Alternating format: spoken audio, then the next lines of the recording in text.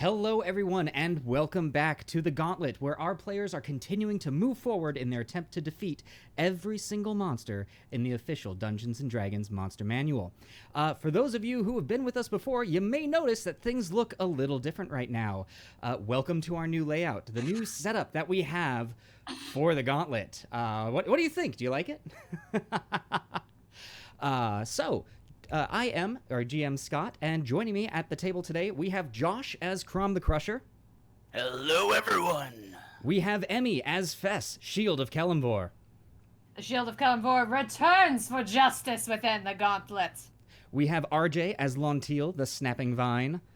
Good day, everyone. Wonderful day for some bloodshed. And we have Carrie as Lilith, the Cold Song. Hey, everybody. Welcome to the Gauntlet. So, before we get going, first things up, we want to go ahead and give our monthly charity shout out. This month, the charity that we are shouting out is the Preemptive Love Coalition. The Preemptive Love Coalition is a global movement of peacemakers committed to unmaking violence by confronting fear with acts of love. They are working on the front lines in Beirut right now and could use some love from us, so please go check them out. It looks as though our link below our video is not quite accurate, so we are going to go ahead and let me put this in the chat right now. And boom, there we go. So you can go ahead and check them out there. Also, for those of you who are new here, this is an interactive show where you can help out our players here. By watching any of our shows, you can get inspiration points that you can spend to give our players advantage on attacks. Give them inspiration, spin the wheel of chaos, all sorts of crazy things.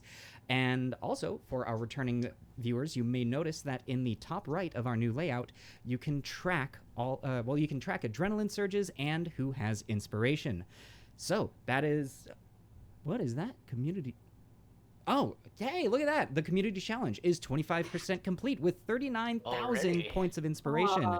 Ladies and gentlemen, we are attempting to open up the labyrinth underneath the Gauntlet here. So let's see if we can get that going. I'm seeing a question in the chat whether or not the hype train has been fixed. Well, we'll have to see. I'm pretty sure that we have fixed it. That's in Twitch's court now.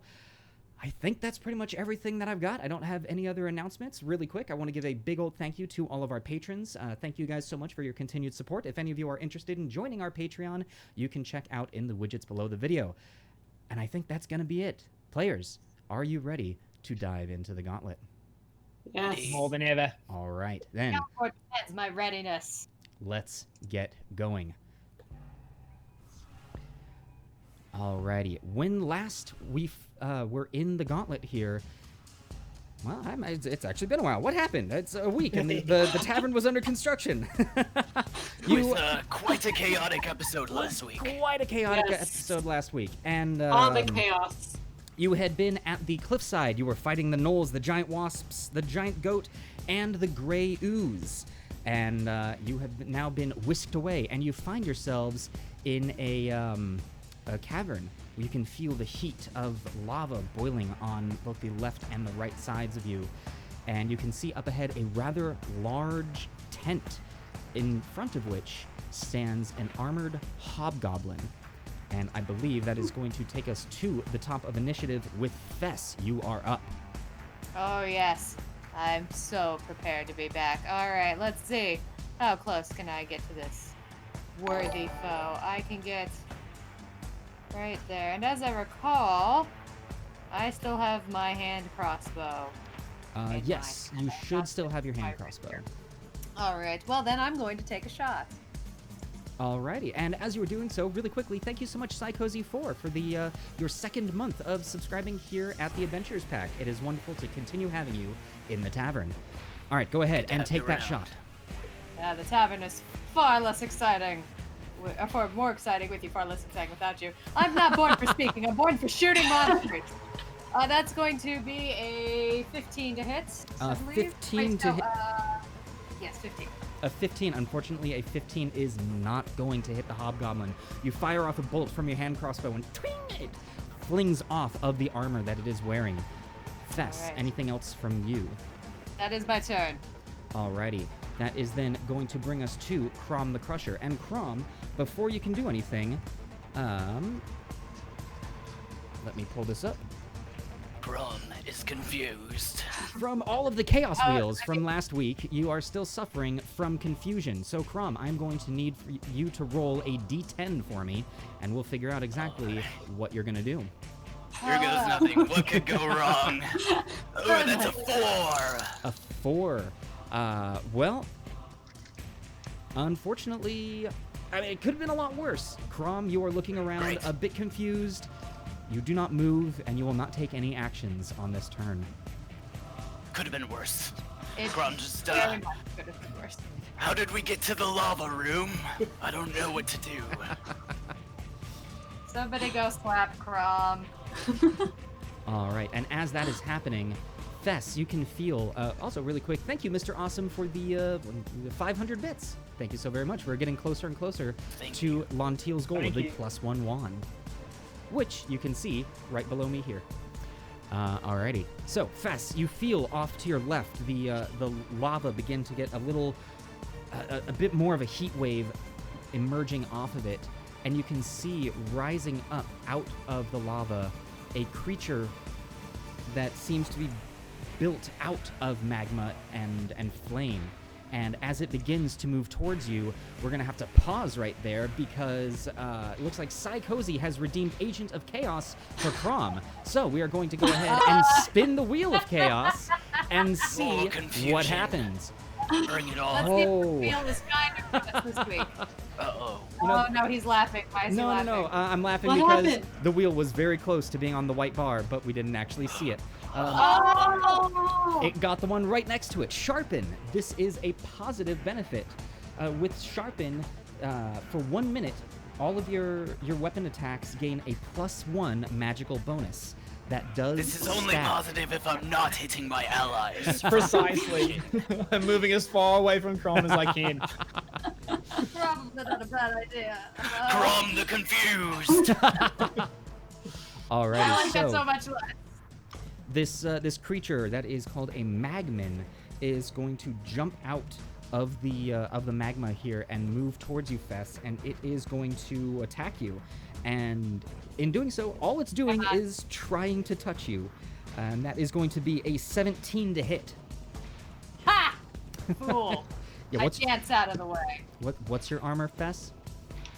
It is still a 21, Gauntlet Master. Oh, of course it is. So this magmin comes out of the lava and comes towards you and attempts to just caress its hands near you. Holding up your shield, you're able to stay away from it. It's not that large of a creature. And that is I then am not impressed. the hobgoblin looks inside of the tent and calls in Iklarek Joka. And stepping outside, you see a bipedal humanoid, looks to be a jackal. So a humanoid jackal. This could be referred to as a jackalware. It steps outside, sees you as well, moving towards and having taken a shot at his companion here, is going to step towards you, and it is going to attack you. Oh, actually, hold on.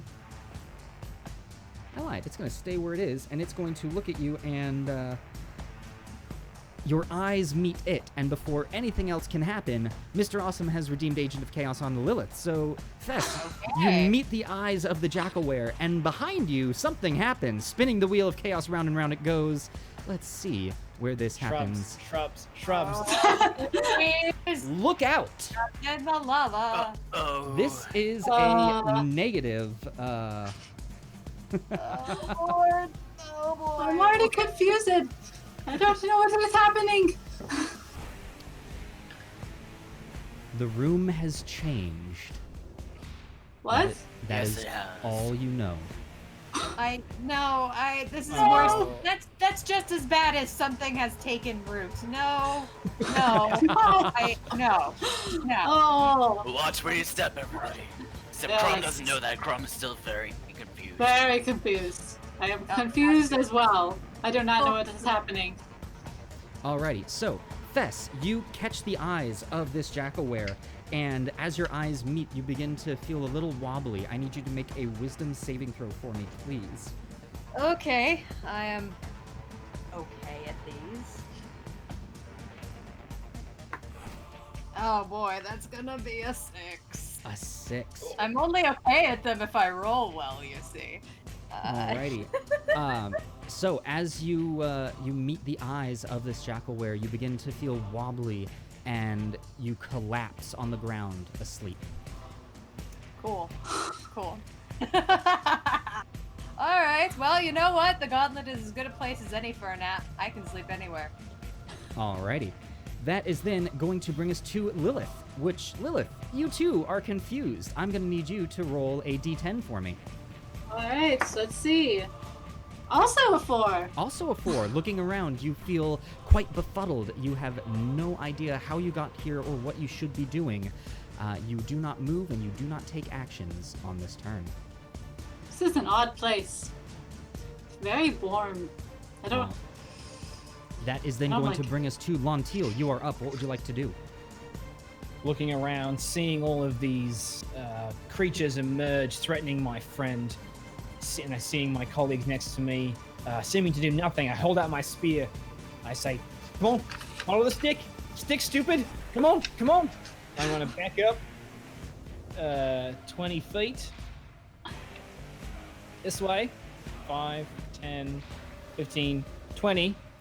And I'm going to hurl the spear at the hobgoblin and say, "Get the stick!" as I make my attack. All right, now really quickly, as you make that movement, because the room has changed, I need you to, is the path that you took precise? Yes. Alrighty, thank you for letting me know. Well, I moved straight as I could. All right. All right, so you're chucking it at the hobgoblin? At the hobgoblin. Yep. Alrighty, and that was your spear, correct? Yes. All right, go ahead and roll that attack for me, please. That is a 19 to hit. A 19 does hit the hobgoblin. Go ahead and roll damage on that. All right. That's going to be 8 points of piercing damage. 8 points of piercing damage. Very nicely done. As you chuck your spear forward, it catches the hobgoblin in the forearm. It looks back at you, hurt, but doesn't appear to be fully phased. Oh, actually, I am so sorry, Lontil. As you chuck your spear, you feel a cough surging up in your throat. I need you to make that roll at disadvantage for me. Ah, all right. The second roll was a natural 20, so we'll still go with the 19. All right, fantastic. So, Wasted feeling whatever you had inhaled from the gas spore in the last room before, you begin coughing, but you are able to chuck your spear and it hits the hobgoblin. Nicely done. Anything else from you, Lontil? That'll finish my turn. Alrighty. That is then going to bring us to, let me see here, the hobgoblin, who is going to, having caught that, or taken that spear, is going to walk towards you and is going to make an attack on you. So it pulls out its longsword and attempts to cut at you. That is going to be a 15 to hit. Nope. All right, 15 does not do it. As the hobgoblin moves forward, you as well feel a rush of heat coming from your right, as you see raising out from the magma a creature that you've become somewhat familiar with, as you have seen many of its brethren. A small imp-like creature, growing wings and a long beak. This is a magma mephit, and it too is going to fly towards you.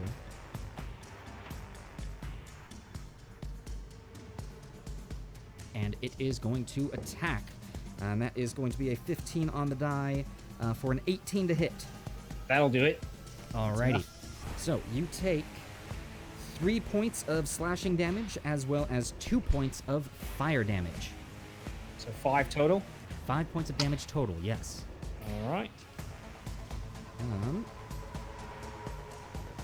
And the jackalware standing next to this blue glowing light that is at the front of this this tent is just going to give a soft whistle, and as that happens, the light too begins to form into the physical embodiment of another method, this one created out of ice. And it is Getting hairy. going to move towards you. Oh, nope, that's the light that I'm grabbing. The light's going to disappear. And it is going to move towards you here, and is going to attempt to attack you as well. That is going to be a 16 on the die, bringing that to a total of 19 to hit. Oh, yep, okay. That is going to be 4 points of slashing damage and 4 points of frost damage. I go down. All right, Lontil is unconscious. I should have beast formed. All right. And at the end of all that, that brings us back to the top of the round with Fess, who is asleep. Fess, with the sleep gaze, you are succumbed to this magical slumber until someone awakens you. Alrighty, so that is then going to bring us to Chrom the Crusher. Chrom, I'm going to need you to go ahead and roll that d10 for me, please. Yep. Oh, don't hit me, don't hit me. That's a 7. A 7. All right, so with a 7 on the confusion, you use your action to make a melee attack against a randomly determined creature within reach. Oh! So, Sorry, Lilith. I'm going to need you to attack Lilith with your +1 flail, which is also getting an additional +1 because of the Chaos Wheel. Go ahead and roll that attack for me. Yup. Is this, yup. Now, Chrom, you have an adrenaline surge, which technically you can use. The rules are to re-roll a d20 and take the new roll. Great. And if I don't use it, it atrophies anyway. So I'm gonna go ahead and use it. Oh my gosh. Yes! That's a natural 1! Nice! Ooh, clutch. Oh, subvert the rules there. Oh my god. The first one was only a 6 on the die, but with the +1 from Sharpen and the flail, that still would have been a 14 to hit. So I'm glad I re-rolled that natural 1. So, Chrom, that is your turn. Well, let me double check something here.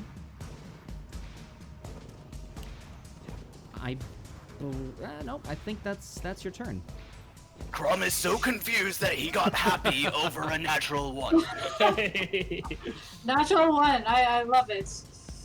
That is then going to take us to the Magman, who is not the smartest thing, and it is going to attempt to attack Fess. And because Fess is on the ground, he gets that at advantage. That is going to be a 23 to hit. Yeah, that 23 hits the sleeping shield of Kelemvor. Yeah, that'll do it. Alrighty, and that is going to be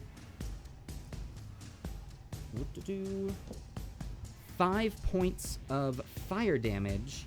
Okay. I'm freaking out. And are you wearing anything that is flammable by any chance?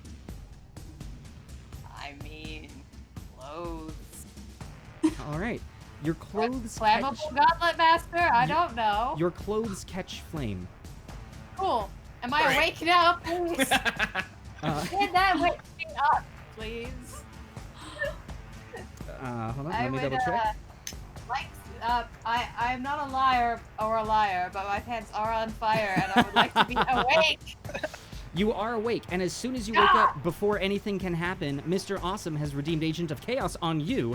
So you wake up to a giant spinning wheel in the sky that is going around, and let's see what's going to happen. It's not enough that I'm on fire for you. Multi-shrubs! Yes! I'm just gonna run into the shrubs on fire.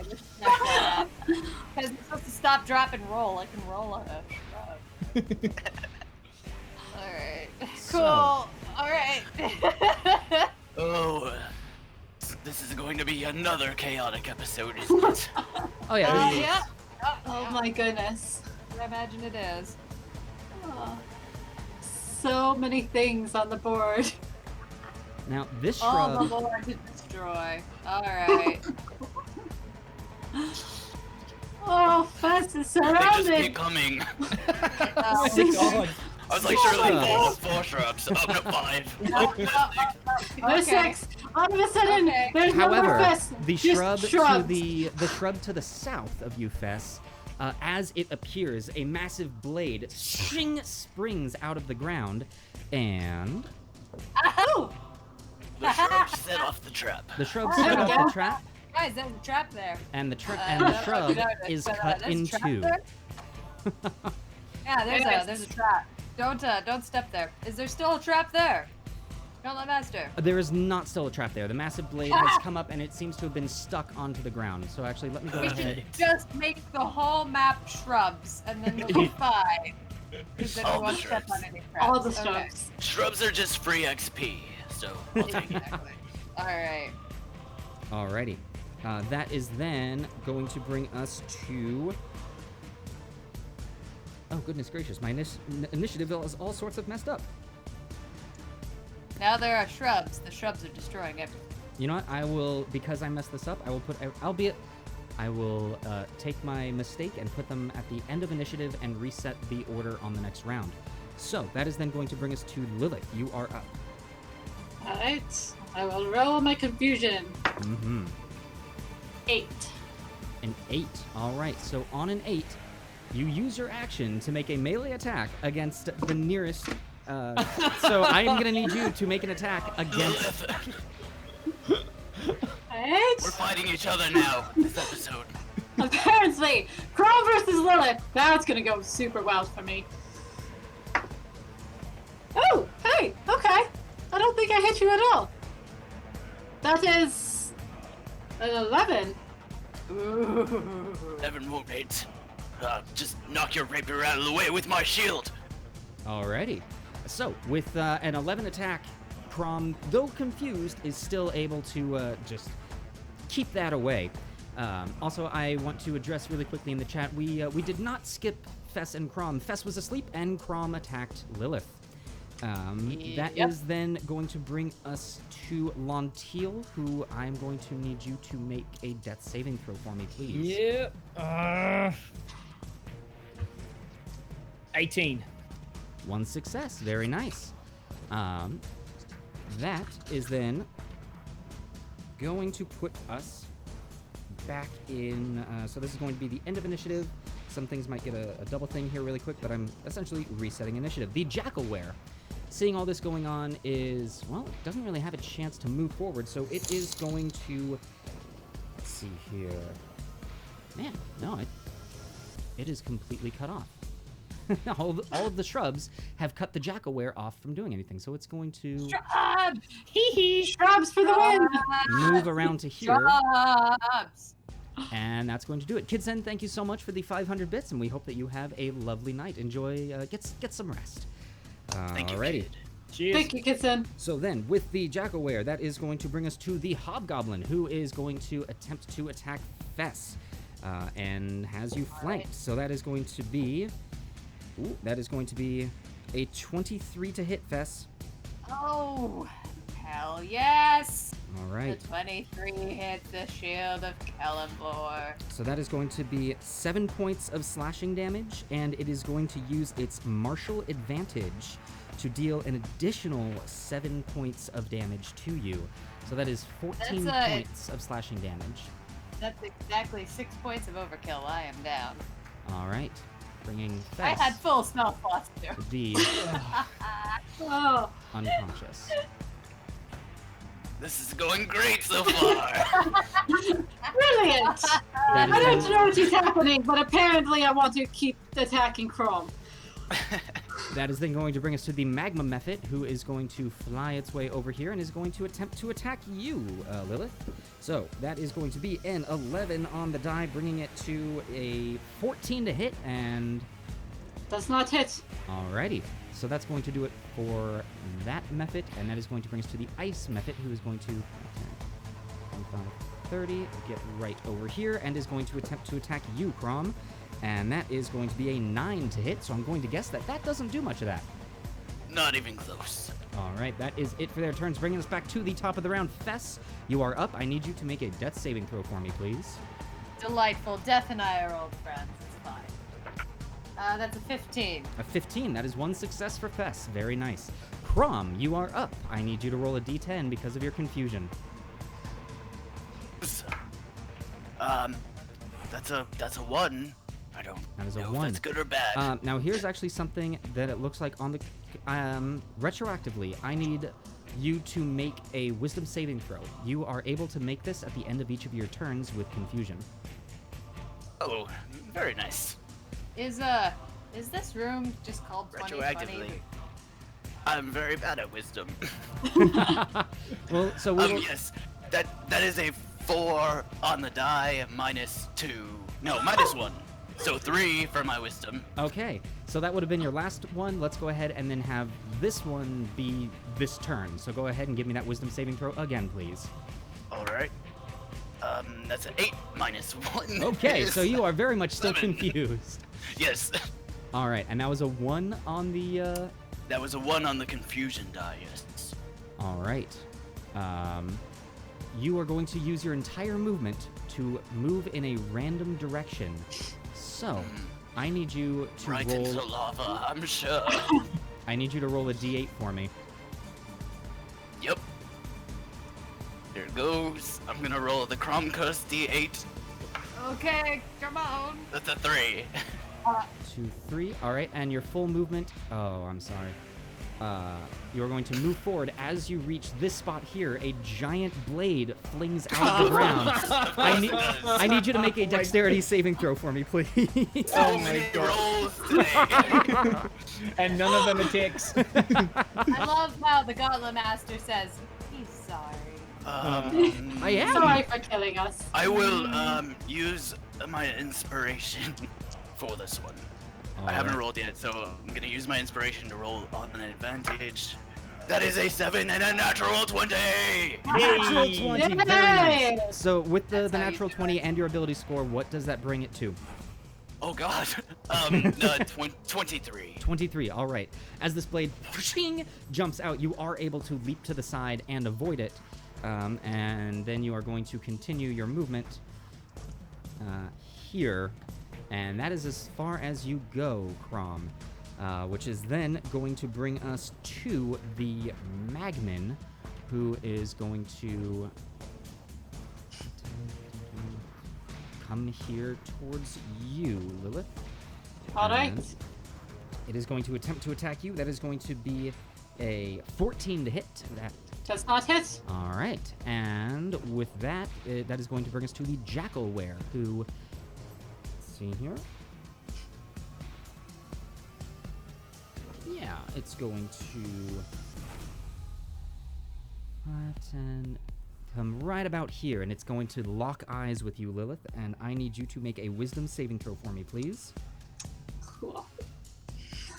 You should succeed that one. It's miserable if you don't.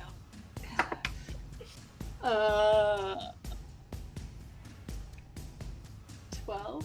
A 12, you stay awake. As you lock eyes with this Jackalware, you begin to feel a little woozy, but you then shake it off, and you are good to go. That is then going to bring us to the Magma Mephit, who is going to attempt to attack you, and that is going to be a 13 to hit, which is not going to do anything. That is then going to bring us to the Hobgoblin, who, with where he is going to take a shot with its longbow off at Chrom. That is going to be a 16 to hit, which... Do I get to use my shield while I'm confused? I'm going to say that your shield is out, so... Okay, then no. Alrighty. And that will then do it... Oh, and then the Ice Mephit is then going to come down here and attempt to attack you, Lilith. That is going to be a 15 to hit. Does not hit. Alrighty. Which is then going to bring us to Lilith. Kit, would you please make a wisdom saving throw for me, please? Or, and this would be for the end of your last turn. Alright. I get to add my Jack of all trades to these, right? Does Jack of all trades, is that just for skills or is that for saving It throws? just says ability check. Let me check for you. Alright. This is a saving Is this throw. a thing? Yeah, so this is a saving throw, not an no. ability check. Okay, great. So that is a 10. A 10. Okay. Unfortunately, you do not shake off the confusion that is brought on by the Chaos Wheel. Alright. I'm going to need you to roll that d10 so that we can see what it is that you will do on this turn. I got an 8 again. Oh, but this means I can attack one of them! Yes, you can. So, let's It's see good now. here. Go ahead and roll an attack roll for me, please, while I determine what you are attacking.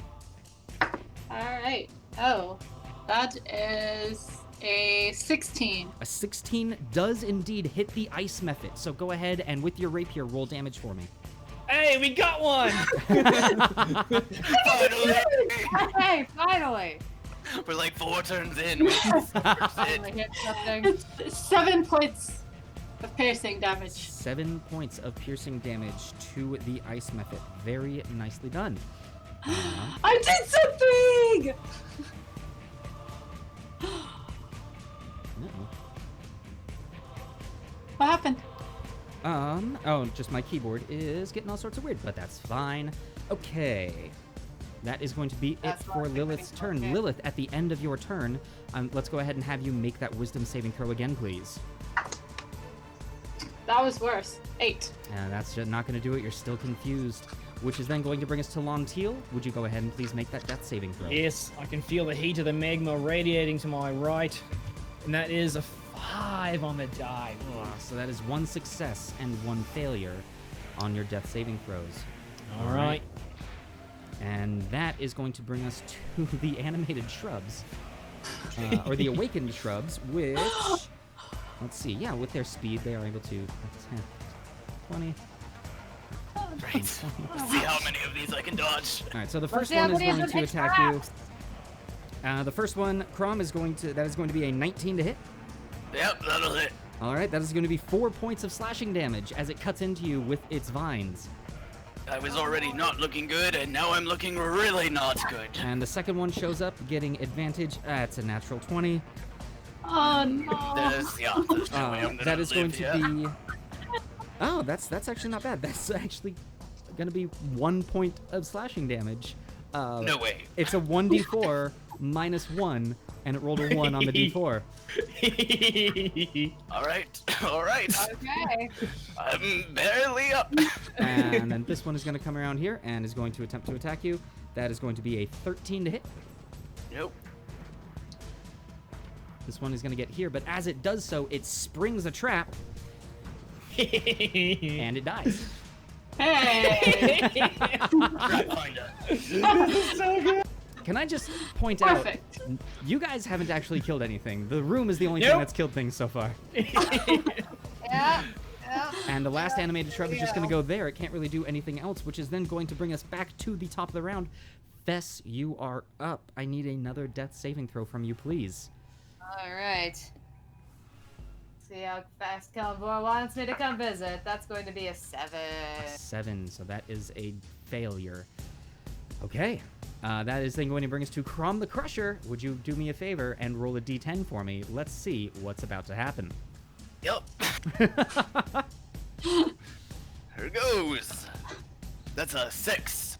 A 6. You don't move or take an action. You stay where you are. It's like barely holding on to my life. I can see the little birdies flying around my head. As this has happened, Fire Garnet Snake has redeemed 7,000 inspiration points for Mass Healing Word. Oh, Yes! yes! Coming in again with the clutch healing Fire Garnet. Oh. Everyone, You bug on it. everyone is going to heal 6 points of health. Perfect. Oh, I am full! Which is I then have now 7 hit points. Yes. okay. Ver- That's 1 more than when we Ooh. started the day. I'm in good shape. Very nicely done, Fire Garnet Snake. Thank you so very much. You may have just saved them. So after... Do I roll to break the confusion now? Yes, so let's go ahead and see that roll for me. That is another wisdom saving throw for me. Okay, here it goes. Not bad. 14. 14. You are no longer confused. Yes. Okay. Hey. And in celebration, Psycho Z4, thank you so much for the 100 bits. Let's, it looks like we might actually have a Thank you. chance to beat this room. Let's see it happen. Now call it a rally. We'll try. We can certainly try. All right. That is then going to bring us to. It is the Magman's turn, and it is going to attempt to attack Lilith. That is going to be a 16 to hit. Does not hit. Man, what is your AC, Lilith? 18. Dang. Alrighty. Also, Now I'm bored! Tough little Psychozy, girl. thank you so much for gifting the subs, and BJame S83, welcome to the Adventurers Pack. Okay, that is then going to the Magman's not going to do anything else. That's going to bring us to the Jackalware, who seeing a couple things get up. No, it was staring forward. Let's see if it actually saw any of that happen. It did not. It is going to 10 come down here, and it is going to bite at you, Lilith, with its jaws. That is going to be a 21 to hit. Oh, that hits. That is going to be 5 points of piercing damage as it bites into your side. That's okay. It's Oh just my a little gosh. scratch. Plenty pockets. Thank you so much for the 5 gifted subs. So to all of you who have been gifted a sub, welcome to the Adventurers Pack. All right. So that's the Jackalware. That is then going to bring us to the Hobgoblin, who seeing Lilith, or no, I can get names right. Seeing Fess get up, he is going to go ahead and attempt to hit you. That is going to be a 19 to hit with the longsword. That's not going to do it for the Shield of Kelemvor. The Ice Mephit is going to attempt to attack Lilith, and that is going to be a 19 to hit. That hits. The chat is telling you something, Gauntlet. Oh, the chat is telling me stuff. What? Oh, what's been sabotaged? Oh, Oh, the next monster. Thank you so very much. So that's... the Jackalware is what had been sabotaged. Okay, cool. So with it actually being sabotaged... Ooh, I'm going to have to go back. It technically has advantage due to path tactics. So it would have given it a straight roll. The first roll that I did roll is the one that hit. okay. However, I'm going to go ahead and, since I didn't see that, I'm going to give everyone the benefit of the doubt because I am a generous Gauntlet master here. Benevolent. Fair. The Ice Very Mephit, benevolent Gauntlet Master. the Ice Mephit is going to be the next thing that attacks that I would have seen, so that's going to be what is going to be at disadvantage, which is great because that negates that natural 20 and is going to be a 14 to hit with the Ice Mephit, and that's not going to do it. Oh, thank you for the sabotage, audience. Yeah. Very needed. And that is Yes. finally going to bring us to the Magma Mephit, who is, you have had the ice, it's now time to bring the fire, and that is going to be an 8 to hit, neither of which were able to do so. Sing Which a is song, Lilith. Now going to bring us to Lilith. You are up. I need you to roll a d10 for me. Okay. 6. 6. Seeing all of these things surrounding you, you are a little overwhelmed. You are unable to take any actions or move. So, at the end of your turn, go ahead and roll that wisdom saving throw for me. Come on, die. The ultimate panic. Natural 20! You are no longer confused. At the start of your next turn, you will be acting normally. All right. Wow, amazing. Shake it off. Yeah, I just kind of stand there and just... My eyes get clear and like, oh crap, I'm surrounded. All right. That then brings us to Lontil. You are up. And you're actually up. What would you like to do? Yes, feeling a surge of energy from the roaring crowd around me. I would like to use half my movement to stand up. See Fess across the way, also revived. I'm going to say to her, it's time for vengeance. And I would like to, as bonus action, beast shape into a giant hyena. Alrighty, giant Yes. hyena coming right up. Furry vengeance. Yes. That never fails And I- from you. I would like to move in a. Is it possible for me to GM position myself to have advantage on the hobgoblin? Let's see here. You should now have control over the giant hyena. And Yes. with where you are, actually, unfortunately, you're kind of boxed in with the shrubs. I don't think you're Alright, you're then actually I going to would be able like- to move. I would like to move here then. Oh, I don't think Well, you can, actually if you can. say no, Yeah, because you're okay, so. then I would like to take a chomp at this. No, I'll take a chomp at the hobgoblin. All right, go ahead and roll that attack for me. Yeah. All right. As So, a hyena, let me just. As Lontil gets up, sees the battlefield, she immediately whoosh, becomes this massive hyena that you all have become accustomed to seeing. Natural 20. Yes! Yeah! Alrighty! And you That's chomp enough. in to the back of the neck of this hobgoblin. Roll damage for me, please. Come on, max damage. Good for Not everyone. bad. That is 19 points of piercing damage. 19 points of piercing damage. As immediately the hobgoblin is only able to look over its shoulder for but a moment before you chomp into the back of its neck. You shake it around and you hear a snapping, and it is now limp in your jaws. Yes. Is that dead, GM? Oh, it is dead. It is quite dead. Excellent. That's a good dog.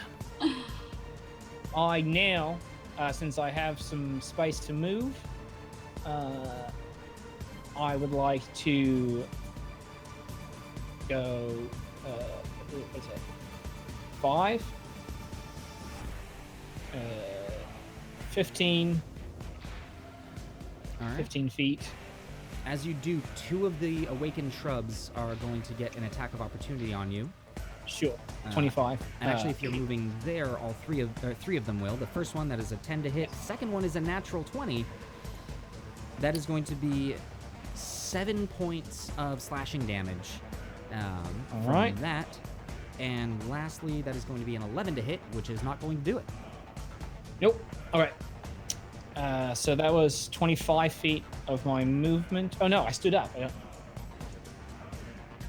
Jim, if I Yes. beast shape, do I get new movement, or do So- have I used already half of my turn? The way that it works is you take half of your movement to get up, and then beast shaping, you still have half of your remaining movement left, but you have half of whatever your hyena's movement is. I see. So a total of 25 feet of movement. Then actually, that will finish my turn there. Alrighty. That's That is all the then movement I have. going to bring us to the awakened shrubs. The first one in front of you here, Chrom, is going to attempt to attack you, and that is going to be a natural 1 to hit. The one next to you Won't do here is going to attack, and that is going to be a 2 on the die. Not going to do it. Remembering the first shrub, realizing, oh, that was a natural 1, remembered that it's flanking its friend. So it tries a second time, but it's still really bad. And then the shrub directly behind you is going to attempt to attack you as well, and it is going to be an 11 to hit. All of them doing absolutely nothing. Lazy Gothy, thank you so much for redeeming the sabotage on the next thing to attack. That is not a shrub. Smart to qualify that. This shrub is going to move up here to you, Lontil, and is going to attack you, and that is going to be a 9 to hit, which is, once again, a little bit of nothing. That's going to do it for the awakened shrubs, bringing us to Leaves the top just of the flying round. in the air. Fess, you are up. Okay.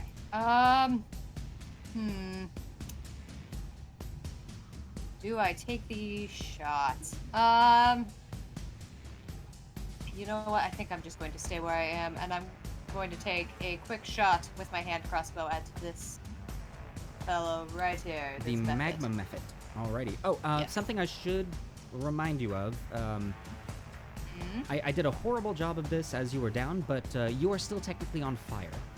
You can... Ah! Yes. Oh no! I would have noticed that. Yeah. As a bonus action, you are able to put this out. We're gonna do that. That's Okay. that's gonna, we're just gonna do that first. I'm going to just take my cloak a little bit, just smack the flames out, and then I'm going to, as aforementioned, shoot at the method. Alrighty. And I don't believe I have anything on me at the moment. Let's see. Do Fess, I? Lilith, and Lontil, you all have inspiration that you can spend. You know, Excellent. Thank you. oh, that Jackalware's still up. I'm going to just roll straight here. Okay. That's going to. Oh, it's cocked. Darn it.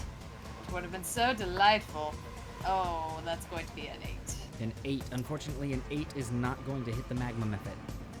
Alright, well, in that case, I'm going to take the rest of my turn and go right here.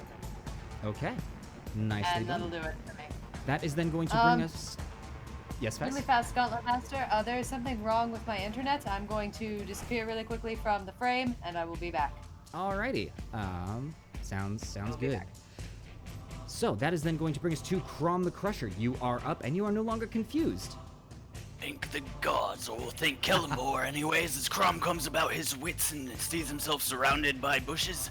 Sees he's still quite bloodied. Chrom will grab a healing potion off of his loincloth and quaff it. Alrighty, so that is 2d4 plus 2 points of healing. And that is 8 points of healing. Very nice. 8 points of healing, bringing Chrom back to more than double what he had. Alright, so that was my action. As my bonus action, now that I'm feeling a little bit better, Chrom would like to rage. Nice, Chrom. Yes. Feeling Rage. his muscles grow and strengthen, they become taut. Chrom is raging. Anything else Alright, from now your turn, watch. Chrom? Yes, much more. For I want this rage to persist and I can't make an attack, so I am going to try to provoke as many attacks of opportunity as possible. Here we Okay. go. I'm gonna move these 5 feet at a time and I will stop moving when I get hit. Okay. So 5. Alrighty. 2 of them are going to attack Wait, you. so 5. Sorry, 5. Gotcha. One of them is going to attack you. That is going to be an 8 to hit. Now, I believe they don't actually have to hit you. An attack just needs to be made against you. No, I think it's I have to make an attack. It doesn't matter if it hits, but I believe I have to take damage. Alright, let me see here really quick. So that first one did not hit. If you would like to do anything else. Yes, I will move another 5. Alrighty. That one going to... that is cocked. That is going to be another 8 to hit. Not going to do much anything there. Right, then I will move another 5. Oh, 1 second. Yes. Ah, yes. Oh no, another 10. Oh, don't come near me. Alright, that is going to be... Oh, that one is going to Don't be come near a me. 3 to hit you on that one. Don't. Great. No, Lilith, I want you to thunderclap me. Here it goes. I'm going to move another 5. Alright. Please thunderclap me, Lilith. Alright. He wants this. He wants this to happen. Come to peace with I it. am begging for it. And same to any of the rest of you buggers. Come at me. Plenty pockets. Alright, Thank you just so a much for the minute. 5 bits. That is then That going will to bring... be my turn.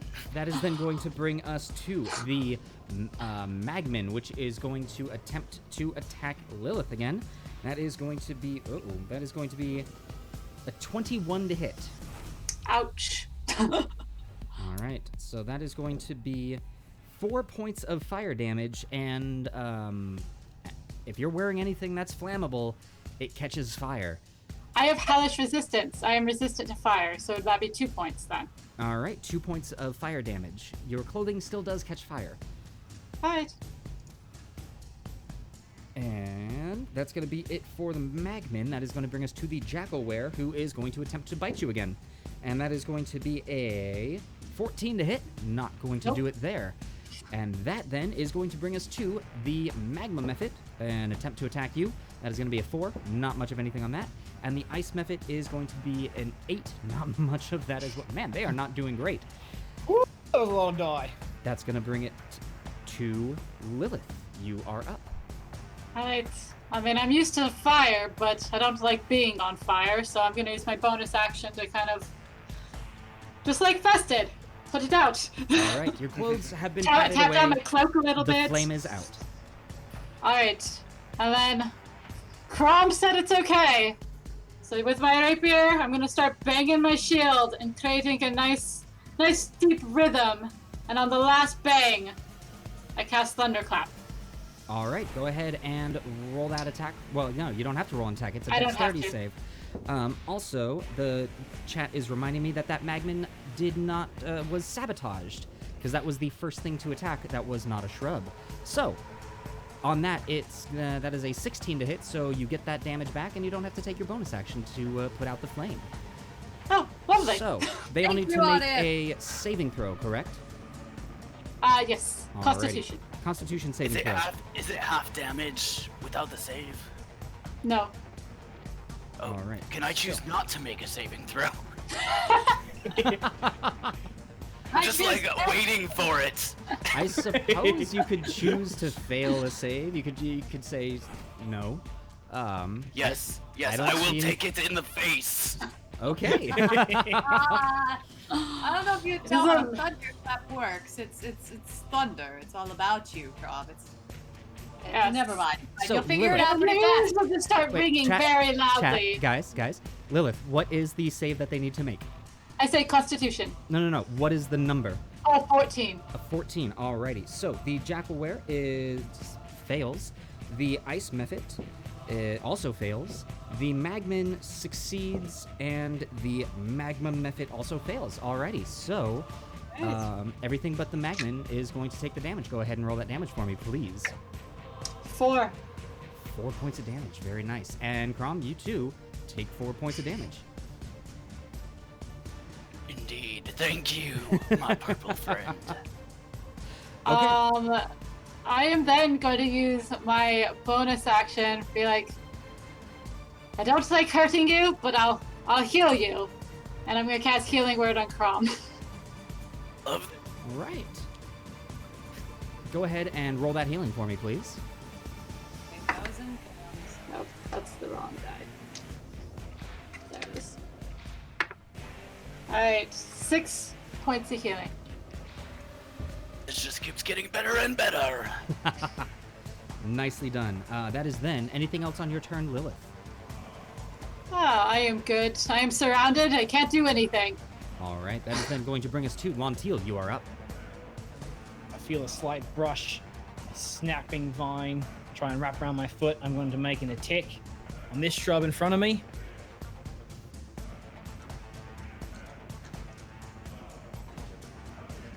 Hello? Oh yeah, no, make the attack roll. Oh, okay. Just making sure. Yeah. And you are flanked, so On- you will have advantage on this. Yep. On advantage, it is a 19 on the die. Very nice. That's definitely going to hit. Go ahead and roll damage on the awakened shrub. Oh, that's going to be 5 points of piercing damage. 5 points of piercing damage. Very nice. Very nice. All right, so you bite It's still into the up? shrub. It is still up. Oh, They've got a no. little bit of health going on for them. So you bite into the shrub. All You get a right. mouthful of wood and leaves, but it's still just bouncing away. Looking around, GM, would I be able to tell? Can I move here and give any of my friends advantage? Absolutely, you would on be the able attack? to give All right. Lilith advantage on both the Magman and the Ice Mephit, and So if I move there, I think all 3 of my friends would have an option. yeah, yeah, that's a Alright. really great place. Great play. All right, I'm going to side shuffle a little bit. I'm going to yip at all 3 of my friends, trying to communicate. Hit them now! And then I'll finish my turn. All right, that is then going to bring us to the animated shrubs. This one is going to come over here, and it is going to attempt to attack Fess. And that is Delightful. going to be a 15 to hit. Not going to do it. The other one is going to, the one in front of you, Fess, is going to attempt to attack Lontil, because that's what they were attacking. They were attacking the giant hyena before. And a 14, does a 14 hit the giant hyena? It certainly does. Okay. So that is going to be 1 point of slashing damage as the shrub just bounces along and scrapes into you with its thorns. Aw. Bit of a prick. This one over I'm here all right. is going to attempt to attack Chrom. That's going to be a 5. Not doing any good there. And this one's coming around also to attack Chrom. A 13 to hit on that one. So, I believe that is then bringing us back to the top of the round. Fess, you are up. All right. Well, didn't have a chance to draw my rapier, but you know what? These are the times. So I will take a shot at. You know what? No.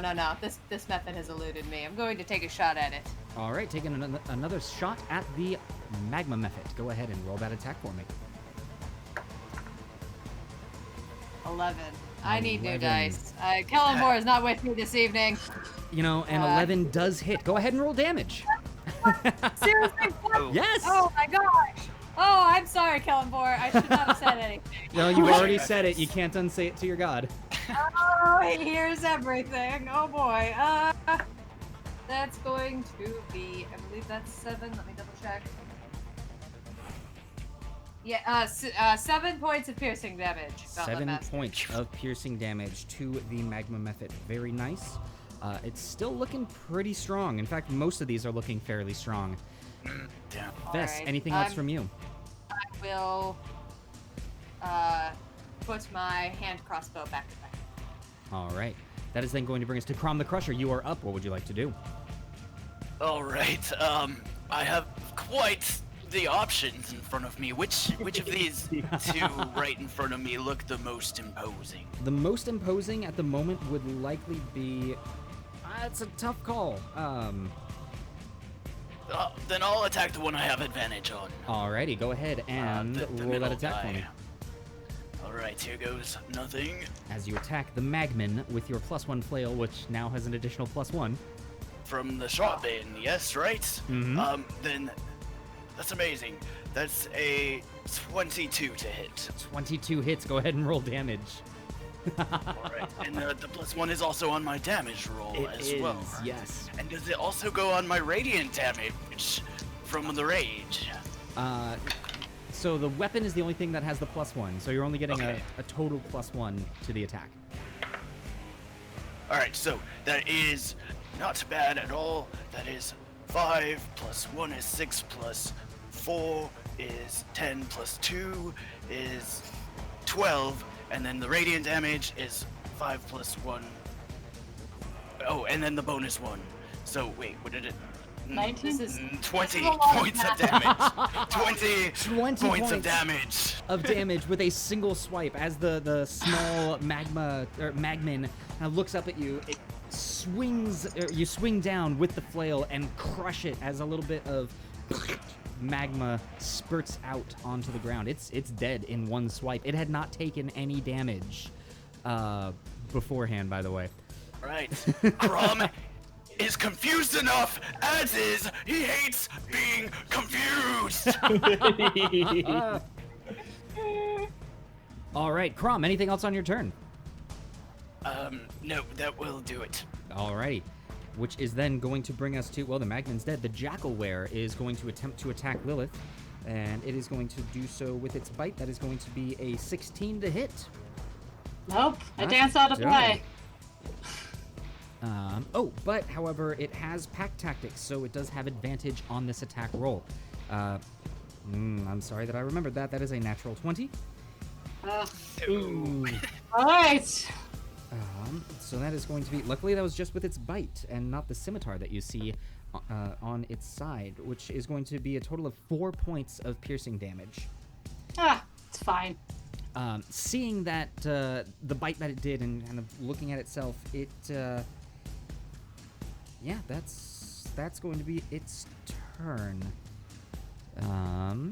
Let's see, that is then going to bring us to the Hobgoblin's dead. The ice method is going to make an attack against Lilith. Everyone is focusing on Lilith right now. The ice method gets a 13 to hit. Not going to do it. The magma method is actually going to pull its attention to you, Chrom, and that is going to be I just crushed its friend. Yeah, it wasn't a fan of that, and that is going to be a 22 to hit. Bring it on. Oh boy. All right, so that is going to be 4 points of slashing damage, halved down to 2 because of your rage, Yes, with an Nothing. additional 4 points of fire damage. a little something. And that is going to do it for the magma method. And thank you so much to Lazy Gothy for redeeming an adrenaline surge. So Lilith, you have an adrenaline surge on your turn, Oh, fantastic. which actually brings us to your turn. Great. Oh, I'm not a big fan of this guy that keeps biting me. I'm gonna turn around and try to stab him with my rapier. All right, go ahead and do so. I am definitely taking that advantage. Now- Well, So it's not advantage, you get to re-roll one of the die. And I will Okay. say, as you do this attack, you feel a cough coming up in your lungs. This happens at disadvantage.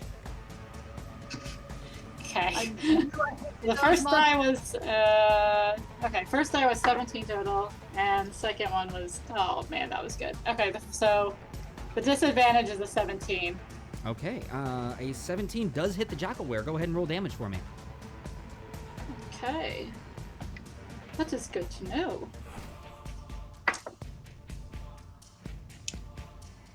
Math right now. 6 points. Piercing 6 damage. points of piercing damage onto the Jackalware. Very nicely done. You catch it in its upper rib area, and you can see you actually got a good jab in at it. A little bit of blood starting to spurt out. It's not liking that. Anything else on your turn, Lilith? I'm just gonna scream in its face. I'm not happy that it's hitting me. All right. So Lilith, usually you hear some lovely tones coming from Lilith, but now just a piercing scream at this Jackalware is going to bring us to our giant hyena friend, Lontil. What would you like to do? I want my salad, and I'm going to bite at this shrub in front of me again. All right, go ahead and roll that attack for me. On advantage, that's going to be a 14 to hit. 14 does hit the shrub. Go ahead and roll damage. 6 points of piercing damage once again. 6 points of piercing damage is enough to break apart the awakened shrub and leave it in a pile of compost on the ground. Finally biting through to its barky center, a rampage surges through Lontil's veins, and she's able to move towards the magma method, and with her bonus action, make another attack. Nice. Go ahead and roll that attack on advantage because of the flanking. That is going to be a soft 20 to hit. Soft 20 does hit. Let's see that damage.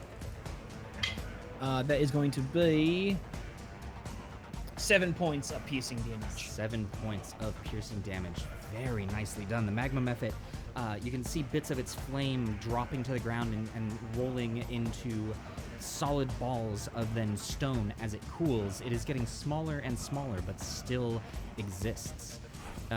Anything else from you, Lontil? 2 attacks is good with me. I'll finish. All right. That is then going to bring us to the awakened shrubs. This one here is going to attack you, Fess. And that is going to be cocked. That is going to be a 20 to hit. No. No. I have a shield for that. It has to roll a natural 20 to hit you. Is crazy. Delightful. Amazing. And here, only God knows me. Chrom, the one to your right is going to attack you. That is going to be a 16 to hit. And the one That won't hit. above you is going to do the same. That's going to be an 11, all of which the shrubs, they seem to be here more of an annoyance than anything else. Chrom is just amused by shrubs at this point. That is They're then They are adorable. quite funny looking. going to bring us to... Bring on the shrubs every time. It's great. That is going to bring us to the top of the round with Fess. You are up. All right. Ooh.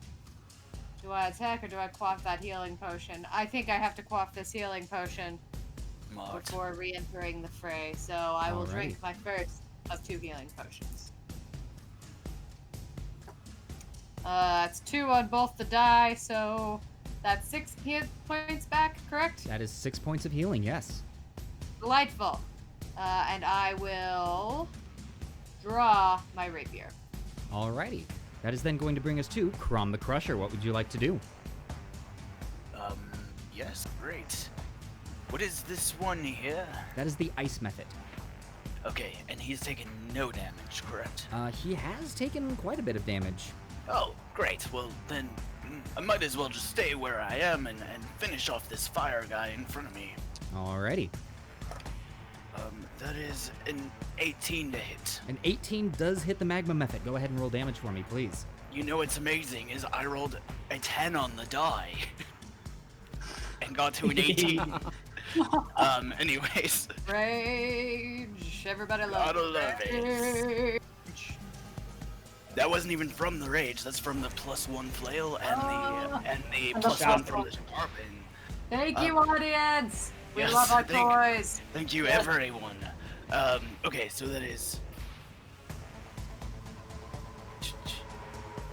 11 points of bludgeoning damage and 4 points of radiant. Alright, so total of 15 points of damage as the magma method begins to fall apart entirely. It explodes in a burst of flame and hot stone. I need Should've thought this one Lontil. through. I need Lontil, Lilith, Chrom, and the animated shrubs or awakened shrubs to make dexterity saving throws for me, please. What are the dexterity saving throws on the shrubs like? I wonder? Not May good. I use my danger sense to take this at advantage? You would have seen this coming, yes. Great. Can I use my inspiration on this? Yes, you absolutely can. Great. That's a 21 for me. Okay, so Nice. 19 GM. 17. 17. Very, very nice.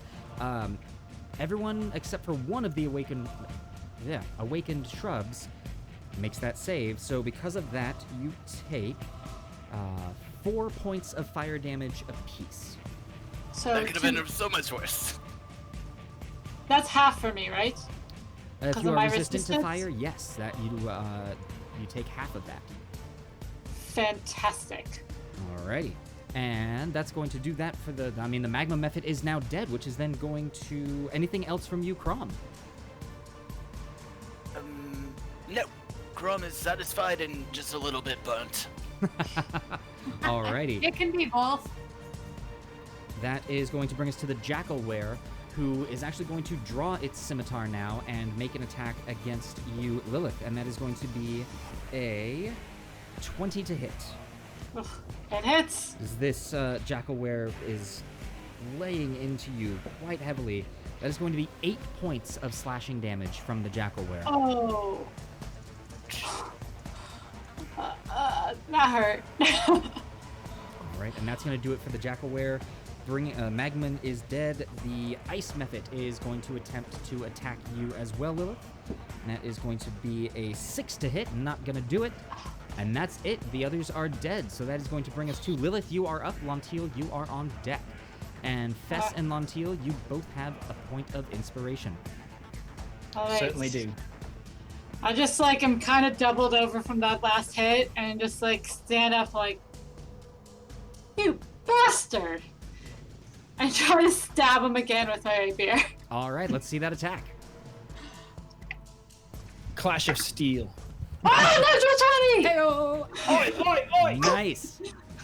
All right, Yes. let's see that damage on the die. Get it? Oh, max damage, max damage. Okay, I'll take it. It's not max damage, but it's a 6 plus 3, so 9. 9 points of damage. That is... Oh, wait, doubled. But doubled. 18. So no, only the die is doubled. Oh, okay, so the die's 12 then, plus 3. All right, So 15. 15 points of damage to the Jackalware is enough to bring the creature down to the ground, and it is now unbreathing. Lilith, anything else on your turn? Got you. Using the She fanciest struck the way final to blow. describe it. Oh, I'll have to start using that. Jackalwares are awful. I just kind of, try to patch myself. Alrighty, so that is then going to bring us to Lontil. You are up. I would like to continue my salad consumption and make an attack on this shrub here. All right, go ahead and do so. Fiber's important for a balanced diet. That is a 10 to hit. A 10 to hit. A 10 does hit the awakened shrub. Excellent. That is going to be, very nice. 10 points of piercing damage. 10 points of piercing damage is more than enough to bring the shrub down to 0 remains. And my rampage continues, so I would like to back up 10, 15 feet here, GM. All right, as you do so, right here, a Oh, blade no. springs out from the ground. I need you to make a dexterity saving throw for me, please. I've been Dex so save, excited sure. about the shrubs. I forgot that the room was also. The room is out to attack us. They should be called that's gonna awakened be- minesweepers. That's going to be a 6, GM. 6. Okay, so you take 15 points of slashing damage as you step back, and this blade cuts your entire belly on the underside open. It was rather painful. That was a Big trap. nasty hit. Yeah, that's a nasty hit. All right, well, I brush it off, and I'm going to use my bonus action to make another bite attack on this ice method here. All right, go ahead and make that attack on advantage because you are flanking. However, as you attack, you feel another cough coming up. It's going to be a straight roll, unfortunately. Still fine. A 22 to hit, GM. 22 does hit. Go ahead and roll damage. Nice. Another 10 points of piercing damage. Another 10 points of piercing damage. That is actually exactly what you needed as the ice method, the cold around it begins to wane, but in a last-ditch effort, it erupts in a explosion of shards of ice. I need Lilith and Lontil to both make, I believe it is, yes, dexterity saving throws, please. Oh, that jumped. Oh, that was bad. That was going to be a 13. 10. A 10, and what was that for you, Lilith? 13. A 13, alrighty. So, you both succeed, meaning that you only take 1 point of slashing damage as these ice shards come out from it and cut into your flesh. Could have been a lot worse. Yeah. And that ice method is no more. Clear this That's room. the end of my turn. All right. Dang, that's going to take us to the Awakened Shrubs. The one next to you, Fess, is going to attempt to attack you, and that's a natural 1. And the one by you, Chrom, is going to attempt to attack you, and that's a 9. So that's going to bring us to the top of the round with Fess. Would you like to go ahead and murder these things for me, please? It's not good. Question, if I click this, do a bunch of like red 1s and blue 2s pop up so I can see where there are more traps, since these are indeed, as Chrom said, just fancy. I'll find out when I stab it, which is my intent. So Alright. Here we go. I would like to actually hit something, please. That's going to be a 16. A 16 does hit. Go ahead and roll damage. Yeah. Delightful. Drops are With easy my to rapier. hit. Thank gods. Chrom, I really need you to get this together. This curse is really unacceptable. That's going to be 4 damage. 4 damage. Thought the curse was Now- broken. Really quickly, what kind of damage is this? Piercing. Okay. All of the piercing variety. Is that no good against shrubs? So I am would gonna assume. have to remind the players to please let me know exactly what kind of damage it is, because as you attack this awakened shrub with your rapier, it does not deal as much damage as you had anticipated. It still hurts it, but not nearly as much. Okay, good enough. So, Yeah, poking the bush is not the way to go. Sadly, it's all I can do. All of my weapons poke. That's all Alright. they do. so anything else from you, Fess? That will be my turn. All right, that brings us to Chrom the Crusher. You're up. Well, in lieu of poking damage, let me show you what kind of damage does work. And you know what? I'm gonna do it recklessly. All right. To Do roll it. on advantage. Not great on the die, but don't worry. That 8 turns into a 16 to hit. 16 hits. Go ahead and roll damage on the shrub.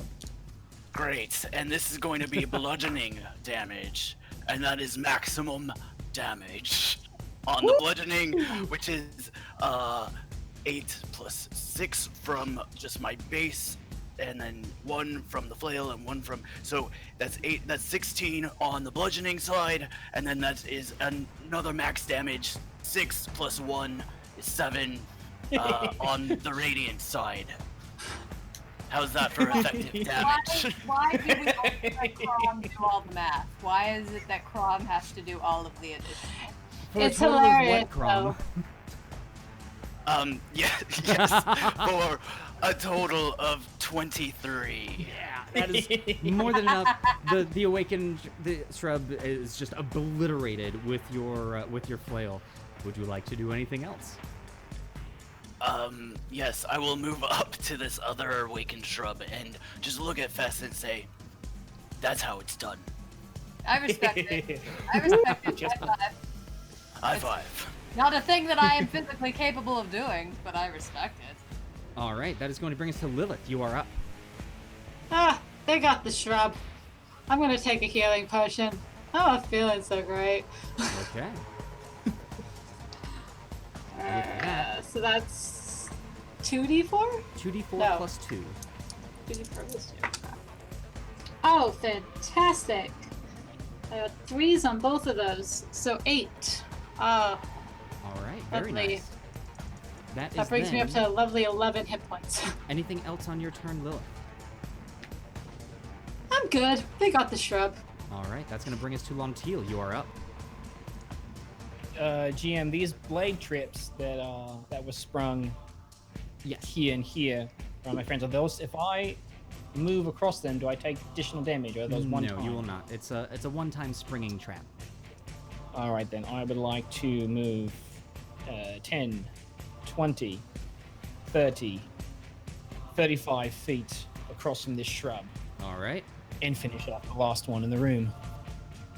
Go ahead and roll that attack on advantage.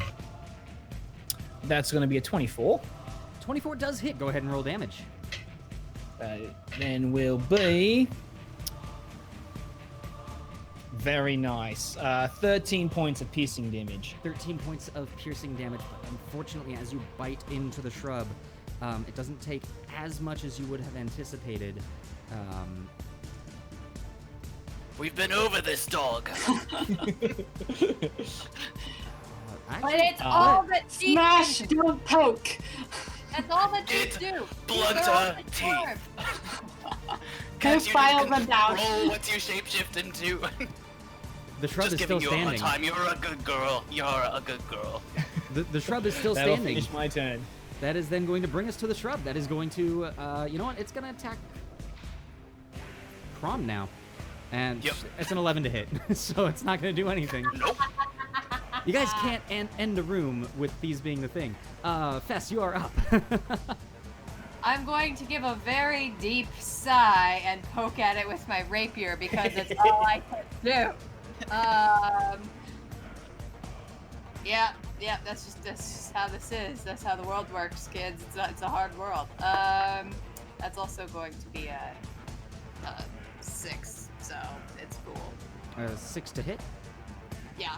6 is not going to do it. So now that you've stabbed into the shrub, you feel yourself get a little bit defeated, and not really there for the full attack. You don't You hit it at all.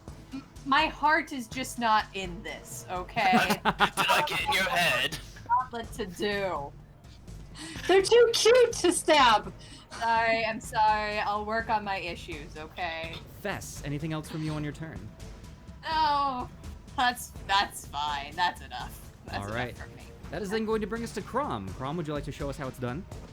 Oh, before I take my turn, let me remind you, in case you didn't roll that last attack against me on advantage, I did attack recklessly. You did attack recklessly. A 19 to hit. That will hit, yes. All right. So it See, will I be, can be benevolent too. It will be dealing. It will be dealing slashing damage on a D4. It rolls a 2, and so it only deals -1. So it deals 1 damage, which you're resistant to. So it deals 1 damage. I mean, I'm still actually not feeling very good, but that's okay. Would you like to retaliate, Chrom? No, actually, I will give them another chance to get this right. Since I took damage this turn, I will actually instead spend my turn quaffing my last healing potion. Okay. So that is Wise. 6 points of healing. 6 points of healing. Very nice. That is then. Anything else on the end of your turn? Nope. I will say, just do better this time. Chrom, now being the cheerleader for the group. Lilith, you are up. Lontil, you're on deck. All right. Please don't poke it. I am not going to poke it. I am going to freeze it. Create a sculpture, ideally. Alrighty. All right. So with Ray of Frost that was coming forward. cocked. Oh! I hope I don't hit any of my friends with a 4. A 4. Well, unfortunately, a 4 is not going to hit, but luckily, it's not going to hit anyone else. Lilith, anything Oh, else? actually, it's a 10 with my +6. I didn't realize it was +6. Well, Lilith, if you had just said so, a 10 does hit. Go ahead and roll Oh my damage. gosh, a 4 on the die gives me a hit still. Yes. Fantastic. It's a shrub. All right, let's see if I can freeze it. 4 points of frost damage. 4 points of frost damage is enough to finish the final awakened shrub off. Anything else See? on your turn as your turn ends, Lilith? I'm just gonna bow and say, see? That's how you do it. You freeze it. And Good as Lilith job. takes her bow, you feel the air rushing past you, and your feet land in the ever so familiar sanctuary. Ah. Well done, team. Well done. Yeah. We had another room, and I was sure we were gonna wipe. I thought we were gonna wipe. That would have been so sad. I did not have another room in me. It would have been very disappointing considering I'm still at full spell slots. Yes. GM, I just rolled and I recovered my spear. Perfect. Oh, Probably would I- not have taken that healing potion, by the way, if I knew this was a checkpoint right here, but that's okay. I need to roll to recover my bolts. That's going to be. I just believe that's a 14. Let me double check. Yes, it's a 14. All right. 14 with your bolts. You're going to recover half of them. I recover. Rounded up or down? Down. Down. Wait, I think I've shot 4 times, so I get 2 back. Okay. All right. There you go. Okay. So now that you are in this sanctuary, you have found your next save point, and at this point, you are Well done, able team. to take a short rest. Yes, I am going to pull out my flute and I'm going to start playing a very. I'm going to make it a lively tune in order to kind of get ourselves riled up for the next. What we are to face next. And everybody gets a d6 in addition if they roll a hit die. And I will. I'm going to take my last hit die. I am taking my last hit die as well. You roll my first. The tune catches Lontil's ear, and it sounds very familiar to someone she heard in her youth. Thunder. Thunder. Alright. Alright. Alright. We also Alright. add our constitution mods as well, correct? Oh! Yes. Yes. Oh, yay! That's great. I rolled a 7 and a 2, plus my 1 constitution modifier means I get 10 hit points back. I'm looking fantastic. I got. Yes, I get 14 hit points back, so I'm back up to a very healthy total. Oh, wow. I got got 7 13. hit points back. Now, No, 8 hit points back. with the short rest taking an hour, Lilith and Lontil, you continue to feel just a small scratching at your throats, and you begin to feel a fever begin to overtake you. Oh, Okay. Getting Okay. worse. Okay. Hold on. Hold on. I only think have. Okay. So, looking at them, Gauntlet Master, would I believe that they have a disease? Let me double check this for you. Same. Would I know if I have a disease? Fess, give me a medicine check. Sure. And while this is happening, Rezkin Raven, thank you so much for the 500 bits. Oh, Thank very you. nice. Thank Getting you. closer and closer to Lontil's +1 wand. That's a 12. A 12. They look ill, but you don't know if it's a disease, if it's a poison. You know. Can I do it as well for myself? Sure. I'll give Lilith a second to think, and then I'll make my decision here. Oh. And oh, hey, 10. Volfir, thank you so much for the follow. A 10, Lilith. You're not sure. I have no idea what is wrong with me, but I do not like it. Well, Can it be fixed by I can slap you? I don't think slapping will fix the heat in my head. The scratch in my throat. This is why we have Kelemvor, Chrom. This is exactly why we have Kelemvor. And I'll walk up. Well, Lilith, you mind if I try this on you first? The worst thing that'll happen is nothing. Ah, go for it. I am down for anything. The scratch is just irritating. I will rub my hands together and some soft gray mist forms near them. And I reach out and I use 5 points of my lay on hands to cure the target of 1 disease or neutralize 1 poison. All right. As that happens, Lilith, you feel the heat begin to subside and the scratching in your throat goes away. Lontil, at this point, you begin to cough madly. Okay, Your running entire over, running body over. in full convulsions. You are out of control of your own body. Running over, running over, running Everyone, over. Stay Oh, away. Yeah. Stay away. No. Lay on hands. Lay on hands. Lay on hands. All right. Lay on hands. oh. As the lay on hands takes place,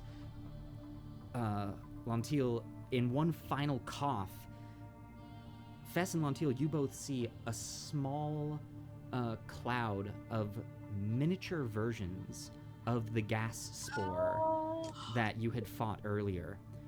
They come into the air and immediately fall to the ground, lifeless. Does not. Oh, good. It appears as though you were able to end this before it took place. Now, as I'm the just going to Gauntlet breathe is heavily. an educational show as well, I want to let you guys know that should this have taken place, you both would have died immediately. And I had rolled the dice. Lontil, you were going to summon 8 tiny gas spores, and Lilith, you were going to spawn 6 out of my your God. corpse. We However- would have messed up the sanctuary. I literally like I have goosebumps. Thank God for Kelemvor. Fess, your ability to remove a disease in particular is what saved them. Oh, good thing you didn't use any healing. Fess, you may have converted me. On that See? note, You may have converted me. on that note, In it. we are going to go ahead and take an intermission. Good. So, lady- Emotionally Very recovered my appropriate. soul there from that. Ladies and gentlemen, Oh. we are going to take just a brief 5-minute intermission, and we will be right back. Don't go anywhere. We're going to let our players stretch their legs, grab some water, and we will continue forward into the rest of challenge rating 1/2. So we will be right back.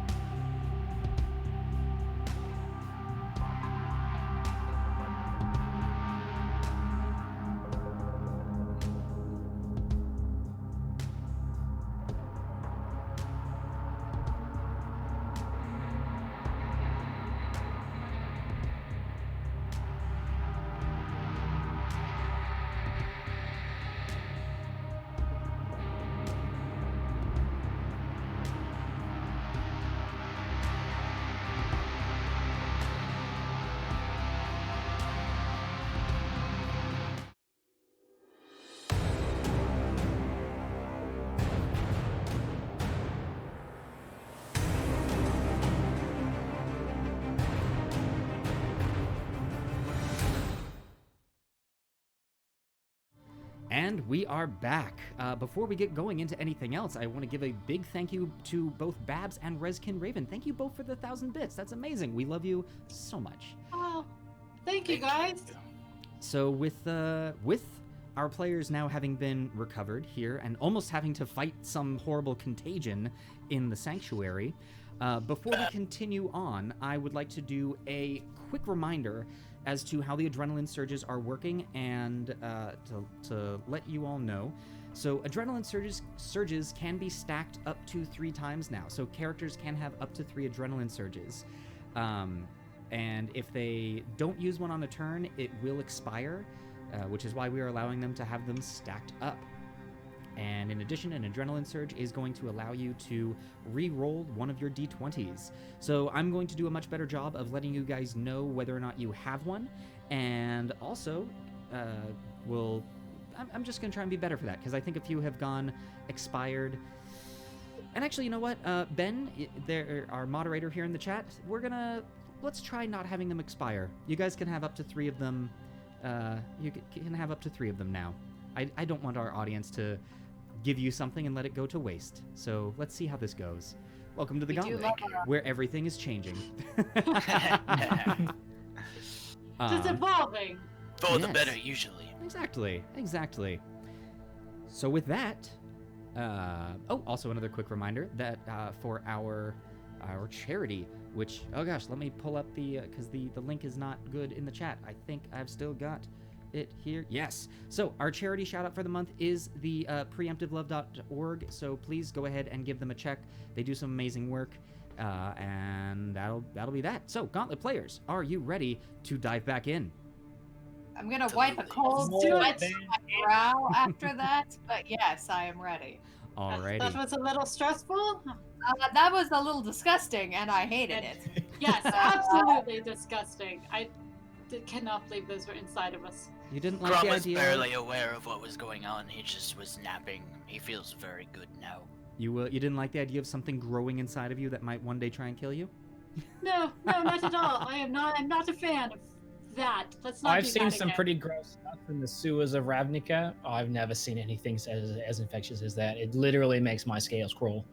Yeah, As you are all chatting maybe and some nice stepping hell, out but no. from the sanctuary, you open up the door, and with the rush of air, you find yourselves in a cavern. This one, normally I say a familiar cavern, but this is actually a new cavern to you. You see to your left a pool of water, and to your right now there were no pillars, but instead large walls of stone. And to the far ahead of you, you see 2 figures. One to the left appears to be a orc standing by a fire, and it is talking to something that you're somewhat familiar with. You recognize as a Lizardfolk. Now, before we get going, I just want to thank Zagmeister for the multiple of adrenaline surges. Let's see, Ben Collin gave an adrenaline surge to Lontil, and also to Lilith, and then also to Chrom, and then also to Fess. And then Zagmeister gave an adrenaline surge to Fess, to Chrom, to Lilith, and to Lontil. So with that, you all have 2 adrenaline surges at your disposal. Enjoy. Right. Alrighty. Right there, big brow! So Do that it. is then at the top of the round. Fess, you are up. What would you like to do with this new companion that you see up ahead of you? You know, I'm very glad that we have this adrenaline, because this is a little unnerving going to go fight people who are like our friends. But hey, we already got to commoners, so there you go. Let's just zoom out so I can see this map a little better. There we go. I'm just going to walk forward with intention. And that will be my... Oh, you know what? No, let's hold an action. Okay. Let's hold attacking whichever one of these nasties decides to attack me first. All right, attacking whichever one of those nasties decides to hit you first. That is then going to bring us to Chrom the Crusher. You are up. All right. Chrom. Seeing that looks like Lontil might have to fight her kin, it's only fitting Chrom fights his own as well. He'll move forward to here, right next to Fess, and he'll draw his shield, draw a javelin, begin to rage with a bonus action, and then hurl the javelin at the orc. Very nice. Go ahead and roll that attack roll for me, please. Oof, not great. And the sharpen is worn off from the short rest, so that is only an 11 to hit. An 11 to hit the orc. Unfortunately, it does not hit. The the javelin goes wide and hits the stone wall behind it. Oi, I'm trying to get your attention over here. All right. That's my turn. I will use a free action to give Chrom a high five of support. Yes, free action high five. Yeah, free action high five of. Sorry, man. That does suck. All It's right. hard for me to miss, but it does happen. So after chucking your javelin, you look over to your right and you see a creature coming around the corner. It appears to be it looks like a large beetle. It's a medium-sized creature, and it has a soft bronze coloring. And you can see that as it scuttles, bits of rust red dust fall from its mouth, and it moves to you. And this creature is going to attack you. Let's see here, and that is going to be a 21 to hit. Well, that'll do it. Alrighty. So let's see here. It is going to bite into you. Or wait, nope.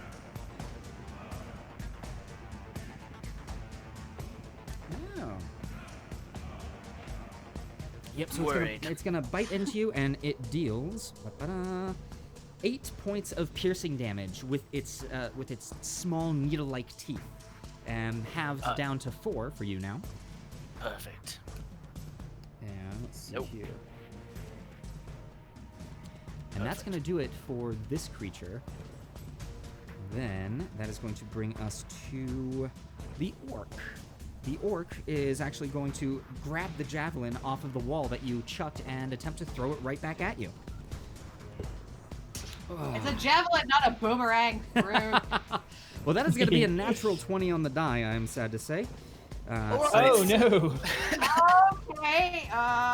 It's going to be 11 points of piercing damage. Have that down to 5 points of piercing damage.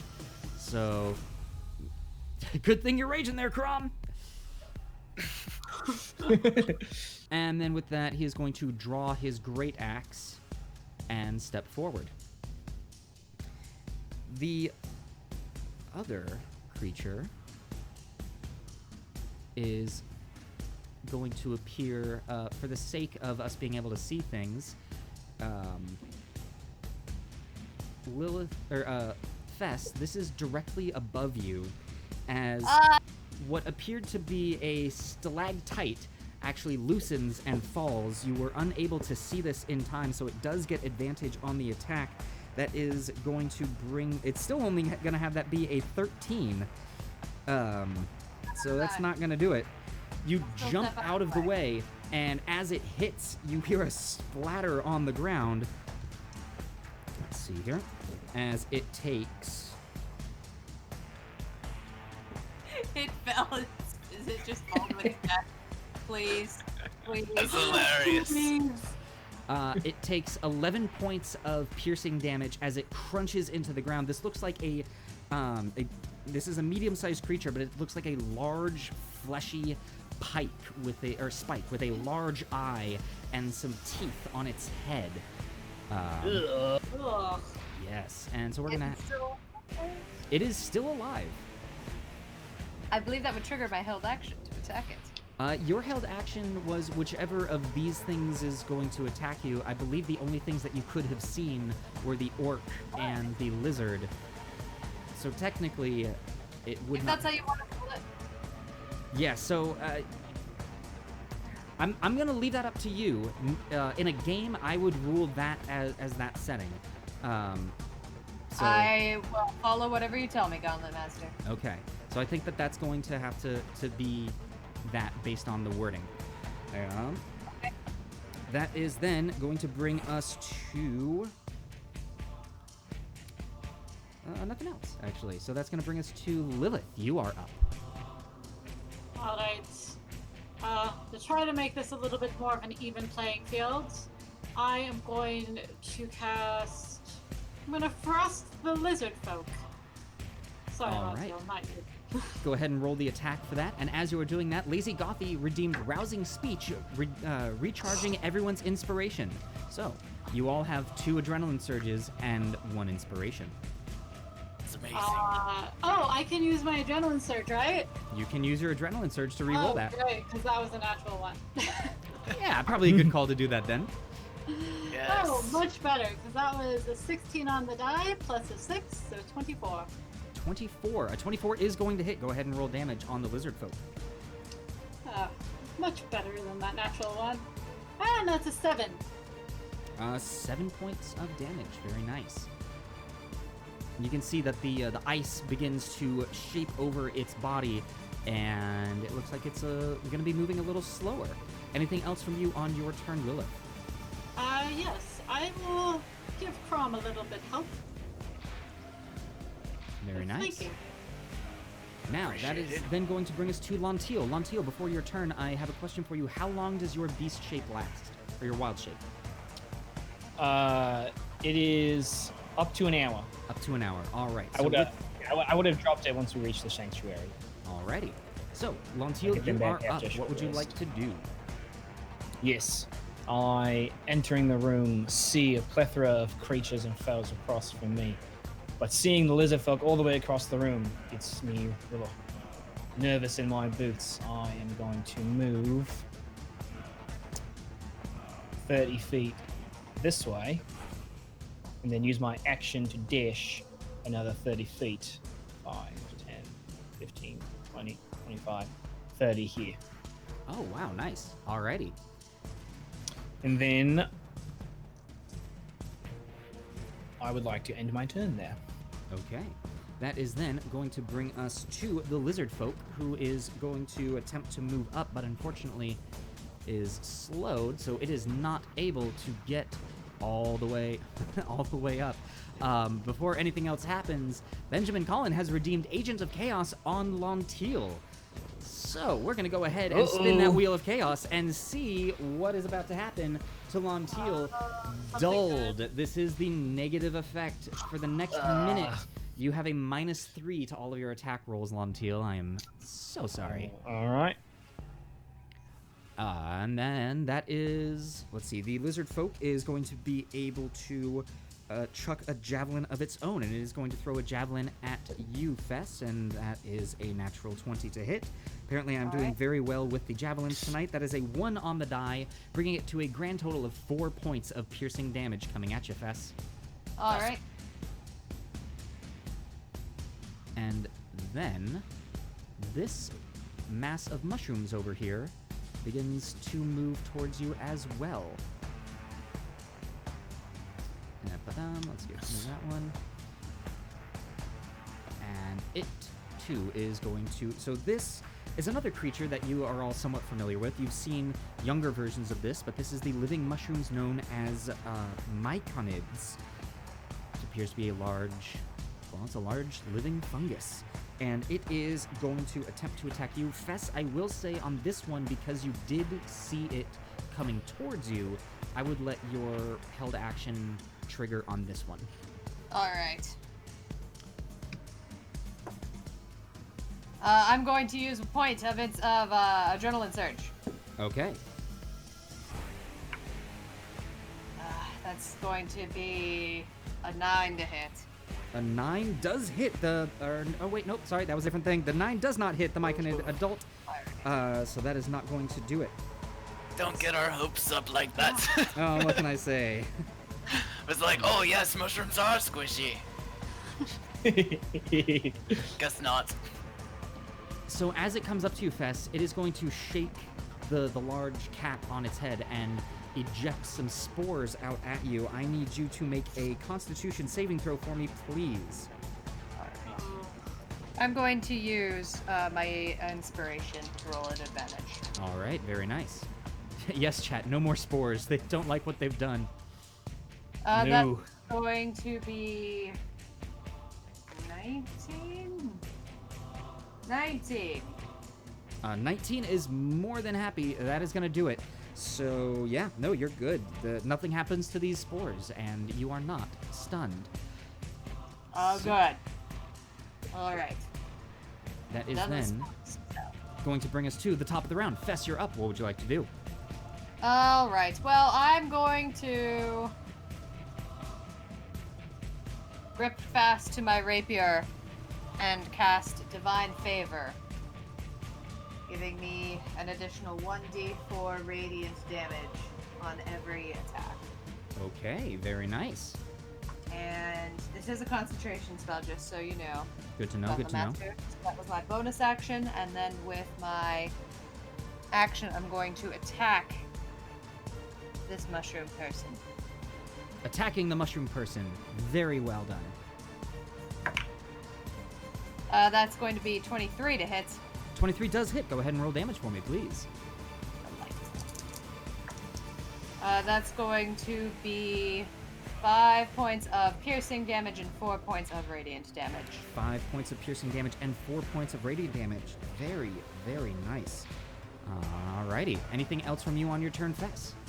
That is my entire righteous turn. That is your entire righteous turn. Very nicely done. That is then going to bring us to Chrom the Crusher. You are up. Chrom is going to snarl at the orc to just hit him with his own javelin, ripping it out of his chest, throwing it to the ground. I'll pull out my flail, and I'll take advantage of this flanking that was given to me by Lilith, attacking the rust monster Okay. with a 16 to hit. A 16. A 16 is going to hit the rust monster. Go ahead and roll damage for me, please. All right, and with the rage, oof, not a good damage roll, but that's still 9 points of bludgeoning damage and 2 points of radiant. 9 points of bludgeoning and 2 points of radiant. Very nice. All right, it Kind of didn't. hoping you were going to catch with that javelin for a minute there. But... I thought about it. There's more pressing concerns. All right, Chrom, anything else from you? That'll do it. All right. The rust monster, in response, its antennas begin to wave ever so slightly, and it begins to go towards your flail, but as it gets close, you see it kind of twinge back, and it instead reaches towards your shield. Let's see here.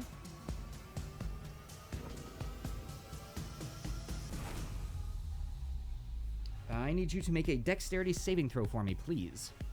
All right, and this something I can see. My danger sense will help me here. Yes, it will indeed. All right, so an advantage. That is a 15. A 15. You are able to pull your shield away before the rust monster is able to touch the shield with its antennae. And you can see that that's mine. as it's going towards it, you can see little bits of rust falling away from it. And that's going to do it for the rust monster, which is then going to bring us to the orc, who is going to continue to step forward and is actually going to come up and meet with you, Chrom. And he is going to attack you with his great axe. And that's only going to be a 10 to hit, so I don't think that's going to do it. Shield. Block it away. Laugh at the orc. That is then going to bring us to the piercer, the little bit of fleshy, the little fleshy spike that is on the ground, and it begins to attempt to crawl away. I would like to make an attack of opportunity, please. All right, go ahead and use your reaction to make an attack of opportunity against the piercer. Yes, I don't care for that thing. It's disgusting. No. That's going to be a 10 to hit. A 10 does not hit it. Too tiny. Away you go. Well, it can only move 5 feet, so it only got there. So, that is then going to bring us to Lilith. You are up. Lontil, you are on deck. Alright. I don't like the look of this rust thing next to me, but we also need to kill it. So I am going to turn to it, pull out my rapier, and try to cut it to bits. Alrighty. Go ahead and roll an attack for me, please. And your rapier is a magical weapon, correct? That is correct. And I Alright. am thinking. Oh. Alright. 7 plus 5. So 12. 12, sorry, is that a 12 to hit or 12 points of damage? 12 to hit. 12 to hit. 12 unfortunately does not hit the rust monster. So as you leap forward with your rapier, it actually moves one of its legs that you were aiming for, and it's a full miss. Would you like to do anything else on your turn? Yeah, I haven't done this in a while. Hey, Fess, you want some inspiration? Oh, of course I do. Anytime from you. And I What, start kind of humming a little tune and give her some bardic inspiration. And that's Alright. a D6 thing, right? Lilith, Ah, yes. I It is- feel It is currently a D6, and you can add it to your damage roll delightful. Very nice. or an AC against an attack. Oh, nice. Look at that College of Valor going on. Alrighty. Let me I like let me being roll helpful this to to my make my AC higher, just to. Oh, please do. So with that is going to bring us to Lontil. You are up. Yes. I would like to continue my move around first 5 feet here, and then 5, 10, 15, 20, 25 feet. So 30 feet total, coming up Alright. behind this Lizardfolk, and in Draconic, I would like to say, you've abandoned your post on Ravnica. What are you doing here? And I would like to attack with my spear. All right, go ahead and roll that attack for me. Alright. That is cocked. I'm going to use my first Adrenaline Surge. That's going to be a 14 to hit. 14 to hit. The Lizardfolk, unfortunately, does not hit. So as you leap forward with your shield, or with your spear, it grabs its shield and knocks the spear to the side. And it looks back at you and says, back to you, I believe, in Draconic. Yes. It says, I have abandoned no post. And that will finish my turn. Alrighty. Let's see here. That is then going to bring us to the Lizardfolk, who is going to, actually, with its spiky shield, as it knocked the spear away, is then going to try and smash the shield into your face. That is going to be a 17 to hit. That'll hit. Alrighty. So that is going to be 5 points of piercing damage as it then shoves its shield, which has some wooden protrusions in it, into your face. Yeah, that one kind of hurt. Yep. And with that is then actually going to step back a little bit and face off with you. After that, the Myconid adult is going to, well, it's not very smart, so it's just going to stay where it is and keep it attacking Fess, and that is going to be a 13 to hit, which we all know. Fess is the not shield on hit. Kelemvor. It can be untouched by anything. So that's going to be it for the Myconid adult, bringing us to the top of the round. Fess, you are up. Chrom, you are on deck. All right. How hurt is this Myconid looking? It is still looking pretty fresh. All right. Well, then let's take another swing at it, shall we? With my rapier, that's going to be a 12 to hit. A 12 to hit. Actually, that's exactly what you need to hit the Myconid. So, I'm glad I didn't use that inspiration. I will hold on to it for other things. All right, That's let's see that going to damage. Chrom! That's going to be 4 points of piercing and 2 points of radiant. All right. And I believe you can use the inspiration or the bardic inspiration to add damage as well because of the College of Valor. I can. At this Okay. point, I'm not going to. So remind me again the exact amount of the damage. That was going to be 3 piercing and 2 radiant. Wait, no, 4 piercing. My apologies. 3 was what I rolled. It's 4 piercing. All right. Right. Very nice. Anything else from you on your turn, Fess? That'll do. All right. That is then going to bring us to Chrom. You are up. Right, Chrom, looking down at this rust monster, doesn't like it when things come after Chrom's personal possessions. He has very few. You leave them alone. He will try to again attack this rust monster with the flare. With a 19 on the die, that is a 26. A 26 does hit the rust monster. Go ahead and roll damage for me. All right, with that radiant rage, 11 points of bludgeoning and 3 points of radiant for a Ooh, total of nice. 14. 14. Oh. You smash your flail onto the armored carapace of this rust monster, and you can see an explosion of rust dust erupts from it, and there's a large crack down its back. It's still up, but it is not looking good. Damn. Things are beefier than they look. Chrom will end his turn there. Okay. Oops. That is then going to bring us to the rust monster, who is now going to try once again to get at your shield. So go ahead and give me that dexterity saving throw, please. On advantage from my amazing danger sense as a barbarian. That's a 16. 16. You are still very easily able to remove your shield from the line of attack. It is not liking where it is and is going to attempt to flee.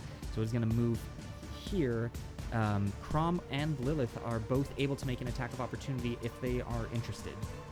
Yes. Absolutely. Of course. That's a 14 for me. 14 That's just an 18. hits. And so an 18 will also hit. You can both go ahead and roll damage. Good. You first, Lilith. 8 points of piercing damage. 8 points of piercing. And from you, Chrom? Great. So I only get the radiant once a turn, I believe, but so the bludgeoning damage is 13. Very nice. So with that, the rust monster attempts to move away, and the two of you simultaneously smack and stab into this creature. And as it turns to move, it collapses on the ground immediately. It is unmoving. It is dead. Go team +1 weapon. That's fucking teamwork. Yeah. That is then going to One bring us to down. the orc, who is now going to attempt to attack you, Chrom, and that is going to be a 23 to hit with its great axe. That will certainly hit. Oh, I actually get to use a d12. Look at that. And that is going to be 15 points of slashing damage, cut in half to 7. Still hurts. Yeah. And that's going to do it for the orc, who is going to stay there and continue to fight you. After that, the piercer is up, and it is going to climb, attach itself to this wall, and begin to climb upward. And that is then going to bring us to Lilith. You are up. Lontil, you are on deck. Alright, seeing the piercer climbing upward, I want to stop him in its tracks. So I am going to use my free action to stow my rapier. I'm Okay. going to cast Frost on him. Alrighty. Oh my gosh. I have Adrenaline Surge, right? Let's see here. Yes, you have one adrenaline surge Oh. left. Okay, I should use a different dice. That's twice that I got a natural 1 on that die. Okay. Ah, natural 20! Very nice. So Well it looks done. like Yeah. One on the first and natural 20 on the second. in using your adrenaline surge, you are able to refocus your efforts and hit the piercer with your ray of frost. Go ahead and roll damage for me, please. Oh, thank audience. God. Thank you, audience. That is so helpful. It's 10 points of frost. 10 for cold. points of cold damage. Very nice. You can see that this just mass of pink flesh begin to slow. It wasn't fast to begin with, but it slows even more. It's still moving, though. Alright. And then, with my movement, I'm gonna boop, Very nice. All right. give Chrom some advantage. That is then going to bring us to Lontil. You are up. Take the hit on the chin, spit out a bit of blood, and I look it back in the eyes and I say, "You've entered the wrong arena. I've trained under the ocarins of Gerard himself. I use my bonus action to beast shape into a giant dire wolf." Alrighty. Let's see here.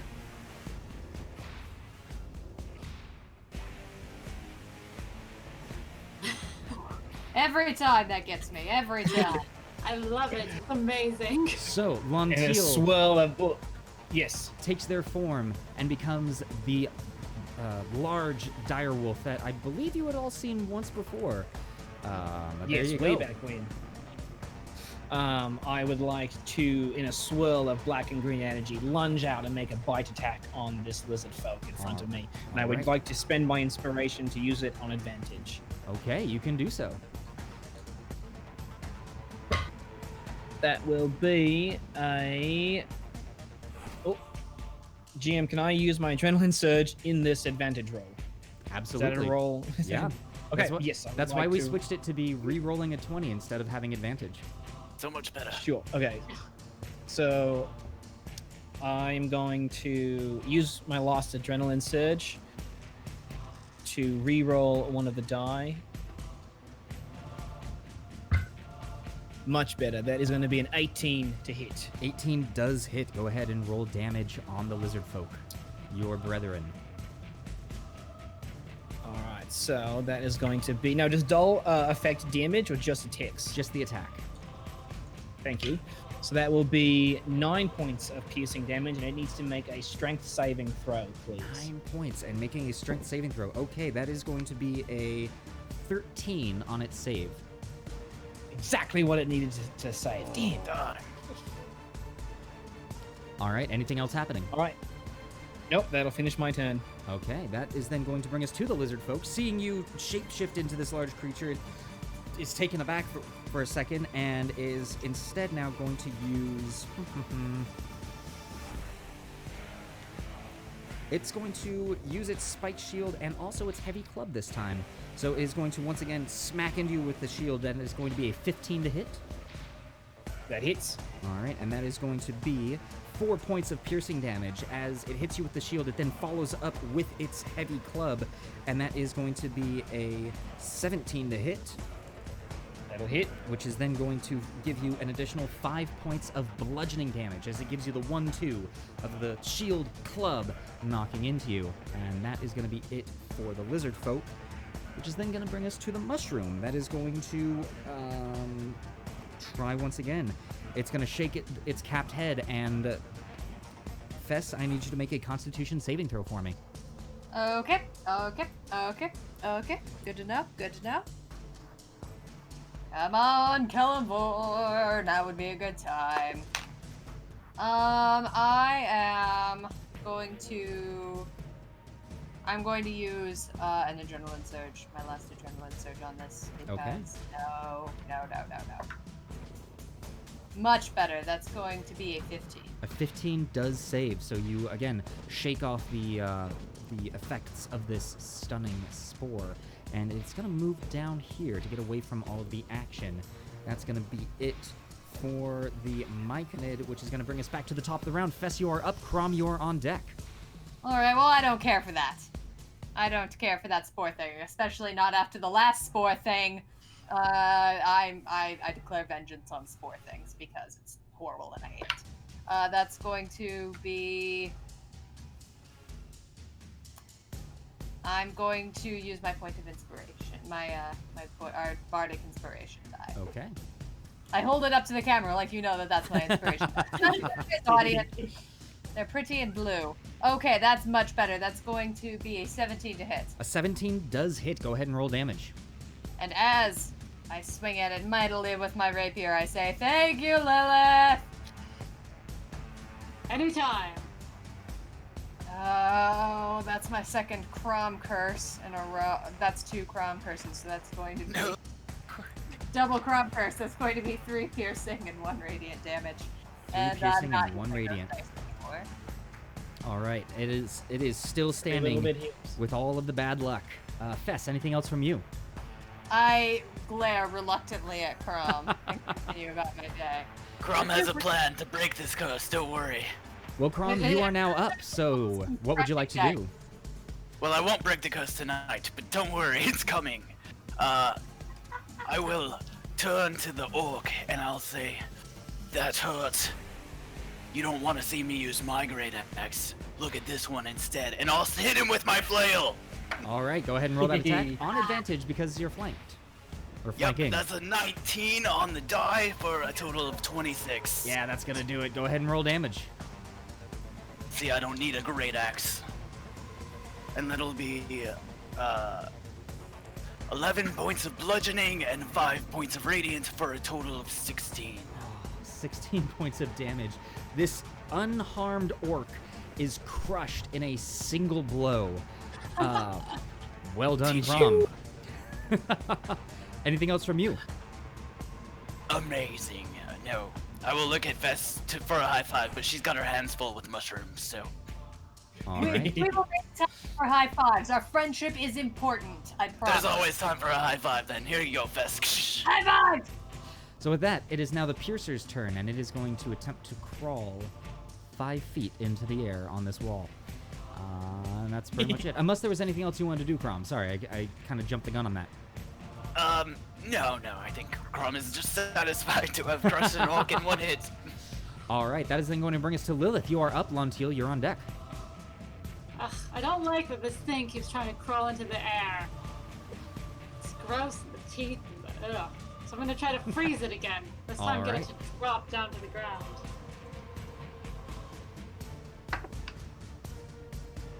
Okay, that's not bad. 18 plus 6, 24. 24 does hit. Go ahead and roll damage for that Ray of Frost. 3 points of damage. 3 points of cold damage is enough that as it is attempting to climb up, it freezes entirely and falls and shatters to the ground. Take that! And then I am going to give flanking to my lovely wolfie friend. Alrighty. That is then going to bring us to the Myconid adult, who is going to attempt to attack you, Fess. And that is going to be 17 to hit. Lo and behold, that's not going to do anything. And that is then going to bring us to the Lizardfolk. Wait, no, I skipped over Lontil. Lontil, you are now up. I was gonna say. All right. Trading blows here. It's much stronger than I anticipated. Natural 1 on that first attack. Ooh. That's going to be a 3 total. 3 is not going to hit it. That's with flanking? However, Oh no, that was only 1. My apologies. Yes, you are on I forgot advantage that you here. moved. I was on the other screen to see the video.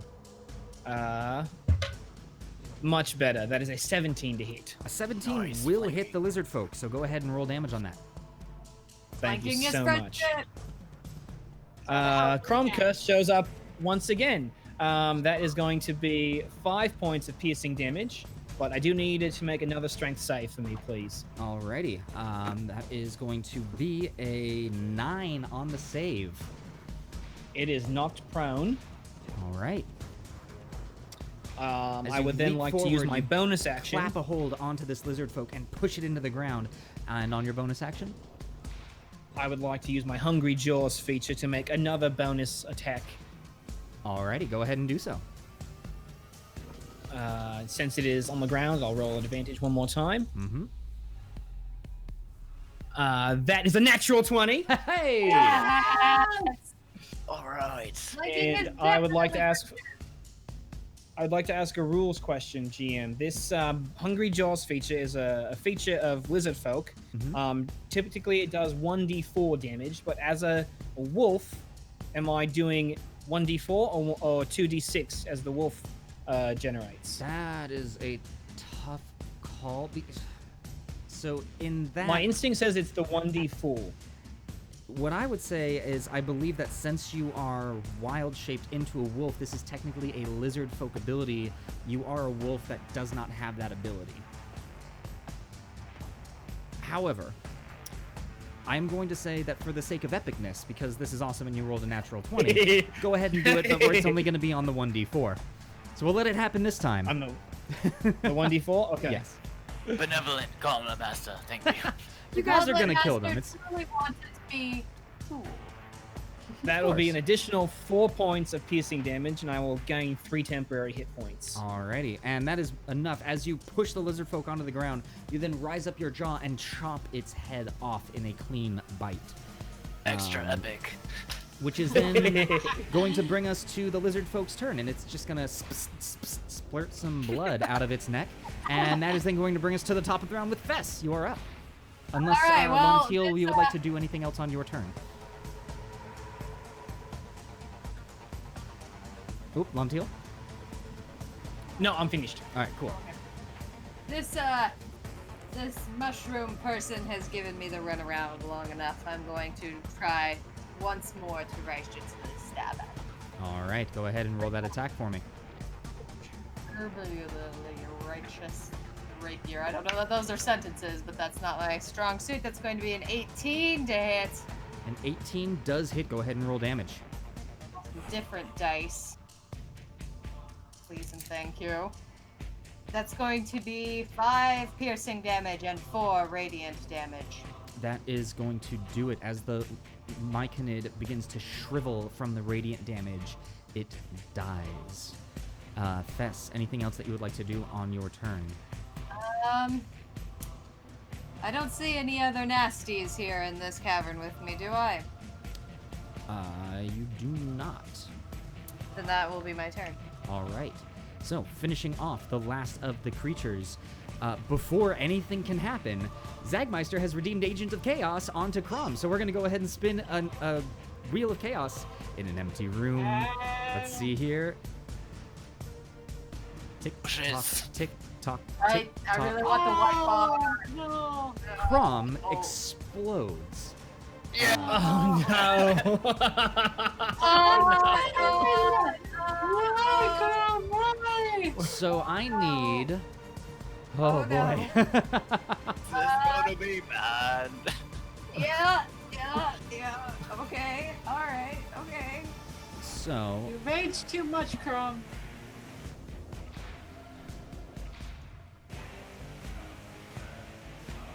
can you all see that? And No. No, GM. No. Okay. So the audience should be able to see it. So and at the end of the day, that's all that matters. I need everyone to make a dexterity saving throw for me, please. yeah, it's a circle on me. It hits all of you. Sorry, guys. Can I'm we going use to- our inspiration in this saving throw? Yeah, you could use an inspiration to have the advantage And on this. Definitely going Right, to. 'cause that was this too. I think I'll do that as well. 'Cause I assume my danger sense doesn't work here, right? You did not see this happen. This is a surprise. 7. 7 as well. That's going to be a 19 for me, Gauntlet Master. 12. Okay. Find you die. Everyone It but was an empty room. Fess. The room was empty. Everyone but Fess takes 24 points of fire damage. I'm down. Now, What did I do? It's fire! yes, so 12 you points. have resistance to this. So you take 12 points of fire damage. Fess, you take 12 points of fire damage. Okay. Okay. Chrom's Ow. definitely down. Ow. Okay. So, Thank God for fire resistance. Chrom is down. Lontil, how's the wolf looking? Rather singed, but you definitely smell burnt hair. Alright. But she's still she's still up. Okay. She's still a wolf.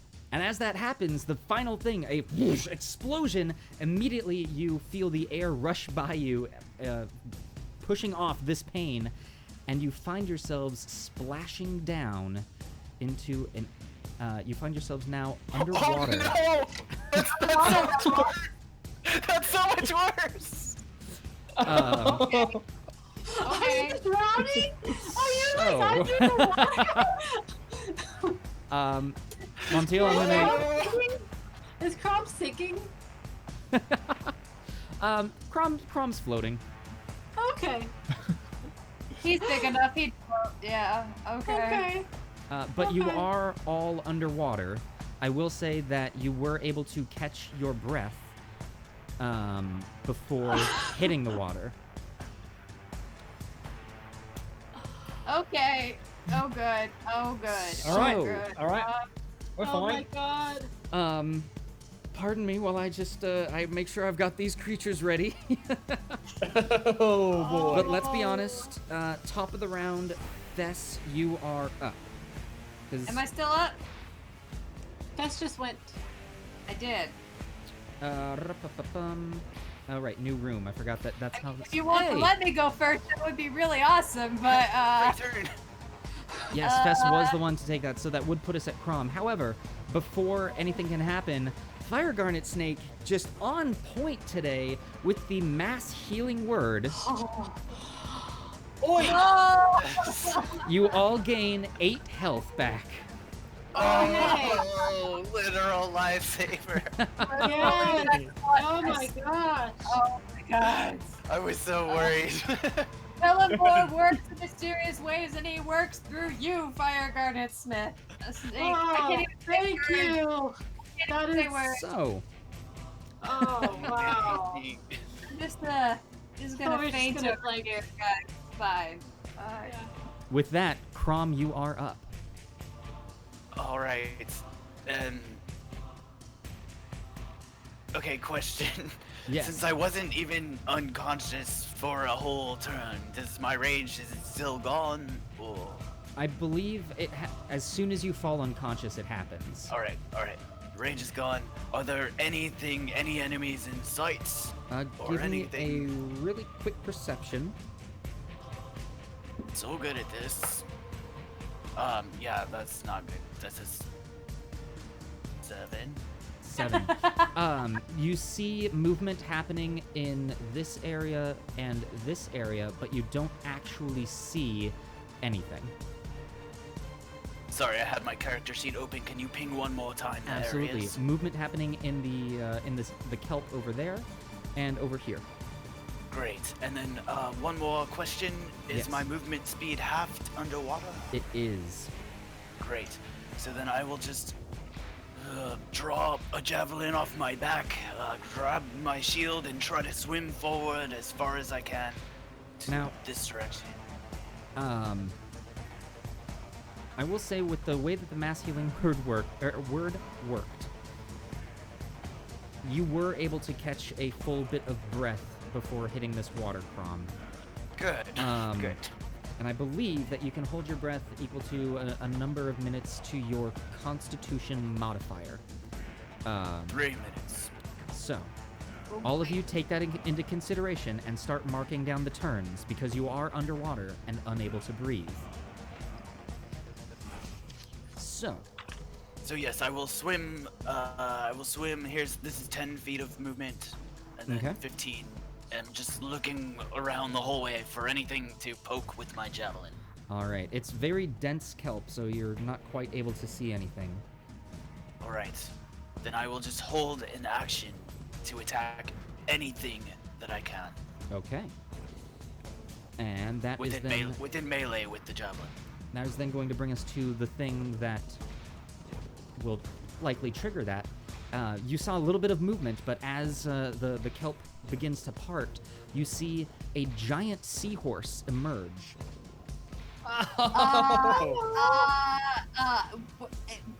I'm sorry we Okay. killed your baby. And We did, and it was so sad. Oh, okay. Yeah, that was the saddest one I think so far. oh yeah, when you attacked Cat? something that couldn't do Cat? anything. I'm sorry, it was definitely Cat. Cat I was wasn't there for cat. Oh, the Cat was dog the was worst. really tragic. Dog was bad. So it is going Anyway. to move backwards a little bit before turning around and moving its full speed to ram into you. And so that attack is going to be a 17 to hit. That will not hit. All right, so yeah, nothing. And I've just got my javelin out. It's charging right at it. All right, so go ahead and roll that attack. And yeah, so it misses you entirely as it attempts to ram you. That's a natural one. And you are a little taken aback by this new thing showing up and are unable to hit it. That's going to end its turn. Lilith, you are up. Remind me, oh Gauntlet Master, what is the rule for ranged spells underwater? Range spells underwater are typically, I believe those are fine. Let's see here. They can't, I believe they cannot shoot at their disadvantage range. I don't have a disadvantage range. Well, I mean, wasn't actually. Oh, range spell. Range Range spell is different. Range spell is So here's a very important thing. You need to double check on the spell and see if it has a verbal component. If you have to say something in order to cast the spell, you will be unable to do so. Alright. No more Okay. healing word. No Ray of Frost then. Well, fine. I kind of realized that doesn't work. And you said it's half my movement speed, correct? Yes, you are moving at half your speed underwater. bloop. I will go right there and pull out my rapier and I'm sorry. All right. Go ahead and roll that attack. And because it is a rapier, this attack is not at disadvantage. Rapiers are one of the few weapons that are good underwater. Oh, that's Really? great. Well, Yeah. that was Interesting. 5 on the die, plus 5, so 10. 10 to hit. Yeah. Unfortunately, a 10 is not going to hit the giant seahorse. I'm gonna try a new die. Alright. Let's see here. I felt too bad. I didn't really want to kill it. Ooh, and actually, on that note, a rules note for me, rapier is actually not one of the weapons. So weapons that are not at disadvantage are daggers, javelins, short swords, spears, and tridents. Oh, that's good to know. Okay. And ranged weapon attacks that you can use are spears, tridents, or darts. From things like that, they automatically miss if they're beyond the normal range. And that should do it for our rules on underwater combat. As the Gauntlet is an educational show, I'm glad to admit I was today years old. Yeah. I did not know this. So- With that information in my head, I am going to stow my rapier. Okay. That is then going to bring us to the reef shark that was hidden in the back here, and it is going to swim towards and see a large animal that looks to be quite chompable. And boy. it is going to attack you, Lontil. And that is going to be an 8 to hit. Nope. All right, so that is going to do it for the reef shark, which is then going to bring us to Lontil. You are up. All right. Rather like the taste of fish, so I will return fire with my bite. All right. That is going to be a 10 to hit. A 10, unfortunately, does not hit the reef shark. All right. I would then like to use my movement to move 10 feet, 15 feet here into the Okay. kill. Delightful. All right. And I would like to Dog finish paddling. yeah, I will finish my turn after dog paddling, taking cover. As you do, you feel a stab in your back as the Sagwin that's exactly where it was. You put yourself into flanking position on that one. Oh, no. Yep. So it is. Let's see. So the first attack it is going to make is with its spear, and that was a 21 to hit. Yeah, And So that is going to be 7 points of piercing damage. And All right. then it is going to attempt to bite you. And that is going to be a 16 to hit. Yep. All right. And that is going to be 2 points of piercing damage. All right. Looking a little hurt. Looking pretty hurt, All right. but still fine. That is then going to bring us back to the top of the round. Fess, you are up. Chrom, you are on deck.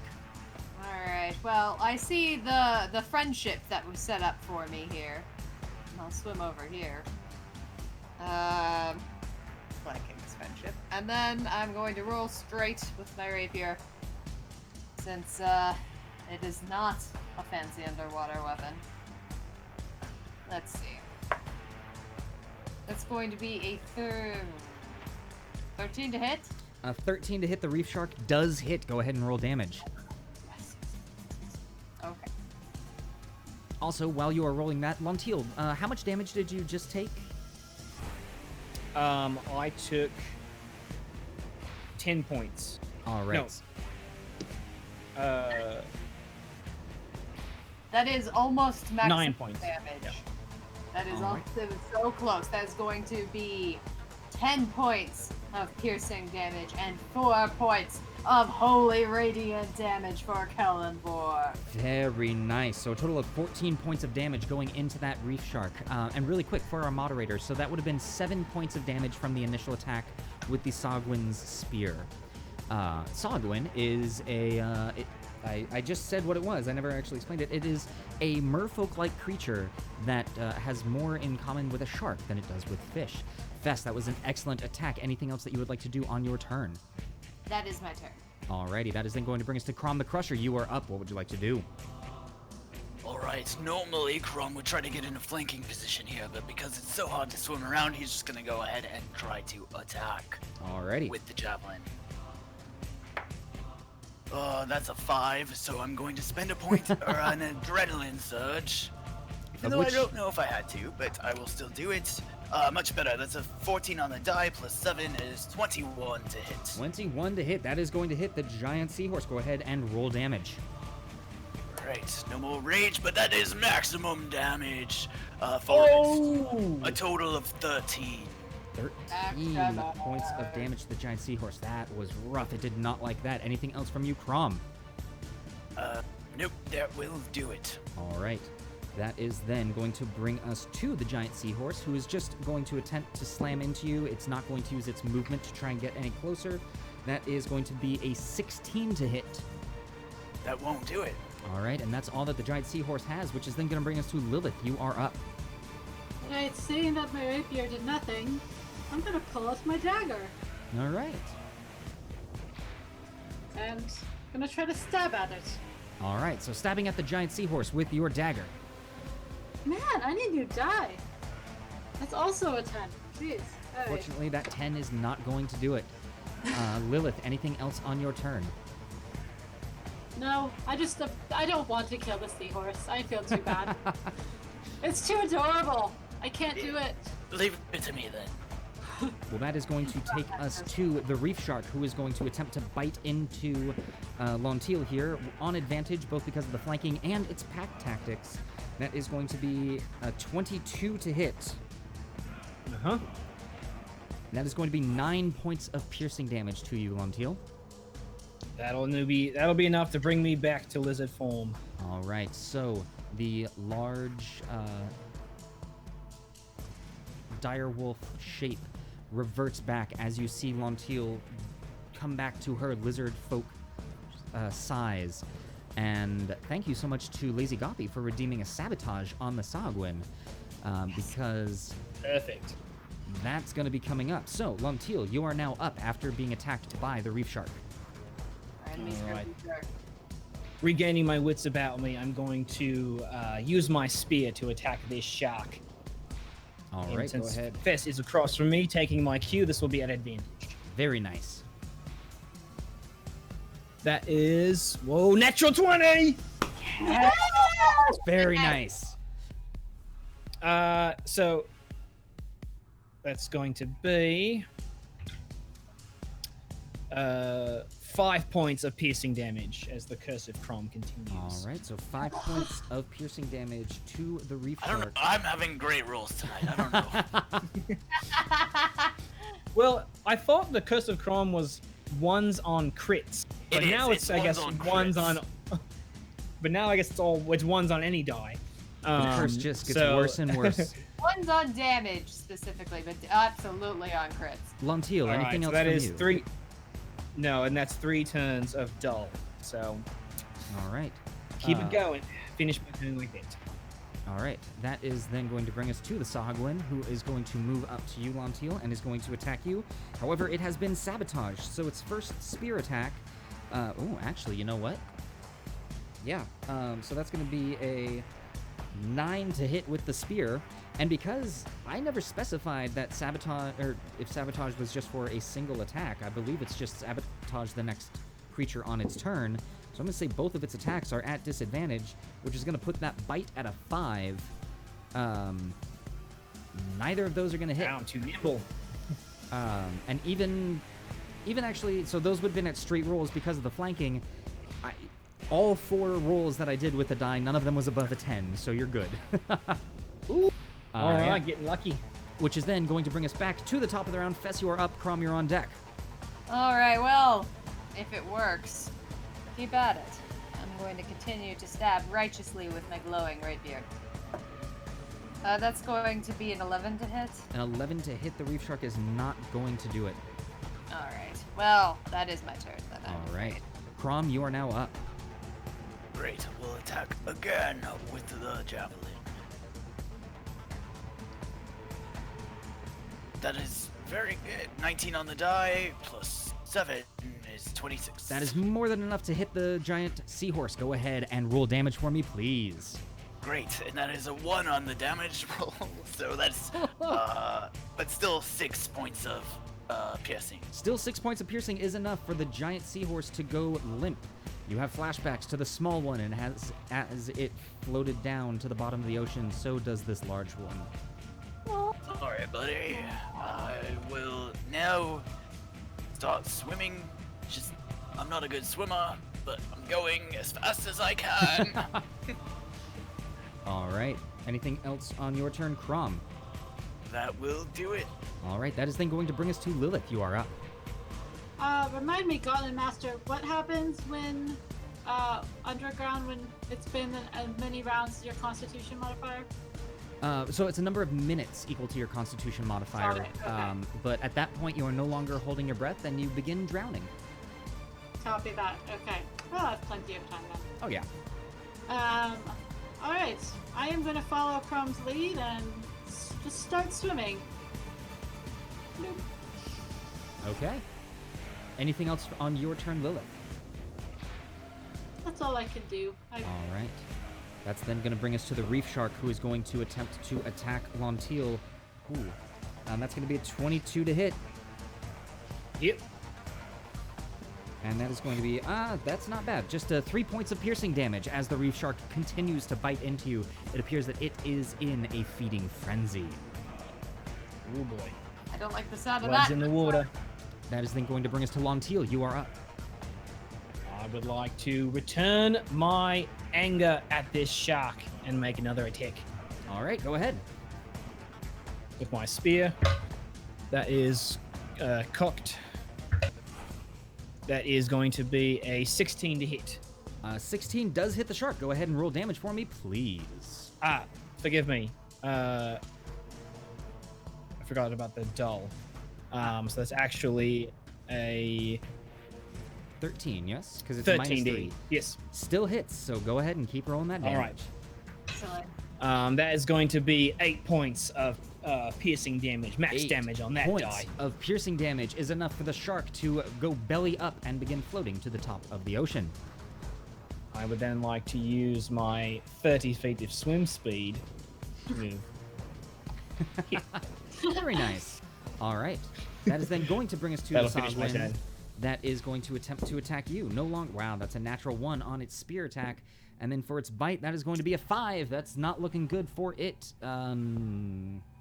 Actually, seeing doing that and breaststrokes. seeing the rest of you guys coming, he is going to begin to swim away. He's going to swim down here, which will trigger an attack of opportunity from you, Lontil. Absolutely. This will be a straight roll, I'm assuming. Yes. Natural 20! I promise. That was the moment. Oh, amazing! Which makes it a 17 to hit, officially. But that is going to be 8 points of piercing damage as he tries to 8 escape. points of piercing damage to the Sogwin as it tries to escape. That was rough, but it is still making its way away. Nicely done, Lontil. Very nice. And that is then going to bring us to the top of the round. Fess, you are up. Chrom, you are on deck. Lilith, you're in the hole. This is incredibly frustrating. I have all of this magic and nothing to do with it. I guess I will. Also, thank you to Ben for letting us know that's a total of 16 natural 20s tonight. Wow. Yeah. Ooh, that's a nice number. Ice Use on my fire. action to swim up to this thing, and I'm very frustrated about it. Nicely done, Fess. All right. So that was your entire action? Nothing else? Yep, that's literally everything I can do. I right. hate it with all of my soul. Chrom, you are up. Chrom, super slow. He sees that this thing is trying to cut its way around, and will try to cut it off. So 1, 2, 3. to go there, and then another. Chrom will take his action to dash and move another 1, 2, 3 to go there. All right. Try and pincer formation here. Very nice. That is then going to bring us to Lilith. You are up. Oh, And actually, Lontil, you're on deck because the shark is dead. This is the last thing left. also very slow. I will do the same thing as my friends. 1, 2, 3. Can I dash? Yeah, you can use your action to move again. All right. 1, 2. Boom. All right. Let's see here. So, that is then going to bring us to Lontil. You're up. All right, I would like to use my full swim speed, rudder tail, and full motion to go 5, 10, 15, 20, 25, 30 feet, and I would like to send my spear flying at the Sahagin. All right. As Lontil pulls her spear back and aims it carefully through the water, go ahead and roll that attack for me. That is a 10 to hit. Unfortunately, a 10 is not going to hit it. The spear goes through the water, but hits the cave wall behind. All right, that's all I can do. All right, so on the Sogwin's turn, it's going to attack you, Lilith. So it is first going to attempt to stab you with its spear. That is going to be an 8 to hit. Not going to do that. It is then going to attempt to bite you, and that is much better with an 18 to hit. Ah, that's my AC. It hits. So that is going to be 4 points of piercing damage as it bites into you. All right. And then it is going to swim away. It is going to move here and then here, which will trigger attacks of opportunities from both Fess and Lilith. I will take it gladly. Would I have gotten advantage on that since we were flanking when he moved away, or no? No, because the attack would have triggered on this spot, and you aren't flanking him there. Good enough. And my die are not in my favor tonight. It's 11. Oh, I don't have any adrenaline left. That's a natural 1. All right, so nothing as the Sahagwin goes away. It then goes here and then cuts through. Ugh. Chasing this guy. And He's comes to waiting. here. All right. Get him. That is going to bring us back to the top of the round. Fess, you're up. Chrom, you're on deck. Lilith, you are in the hole. And Lontil, I don't know what comes after that, but you are. Can we just decide it's not worth it and just move on to the next room? Is that cool with you? We don't need the XP. Let's just go. I don't need How do we make this teleport XP. thing happen? Yeah, let's just let this one construct just escape. It's fine. No one will notice. No one will suspect. What if we just I will- don't do anything? I will Just let it go in circles.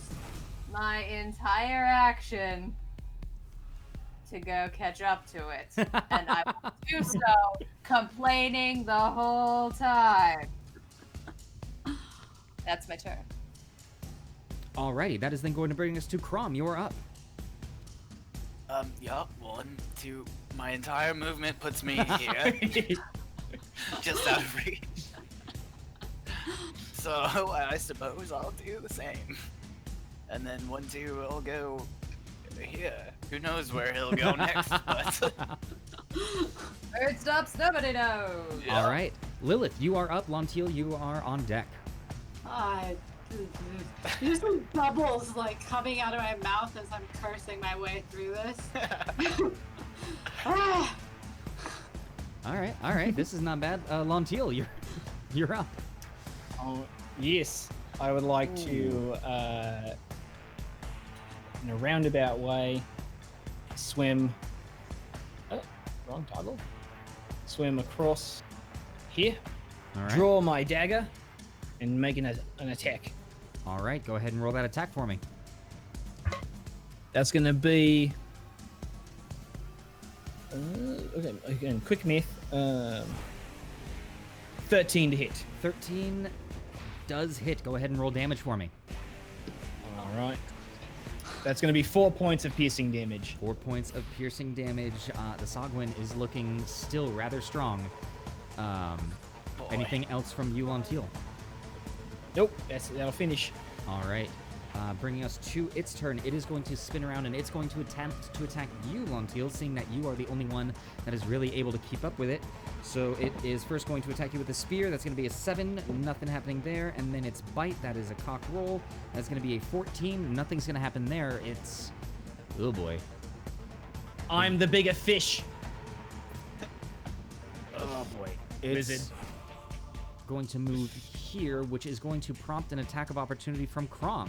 And that Yeah, it would be is. on advantage because of where it left. All right.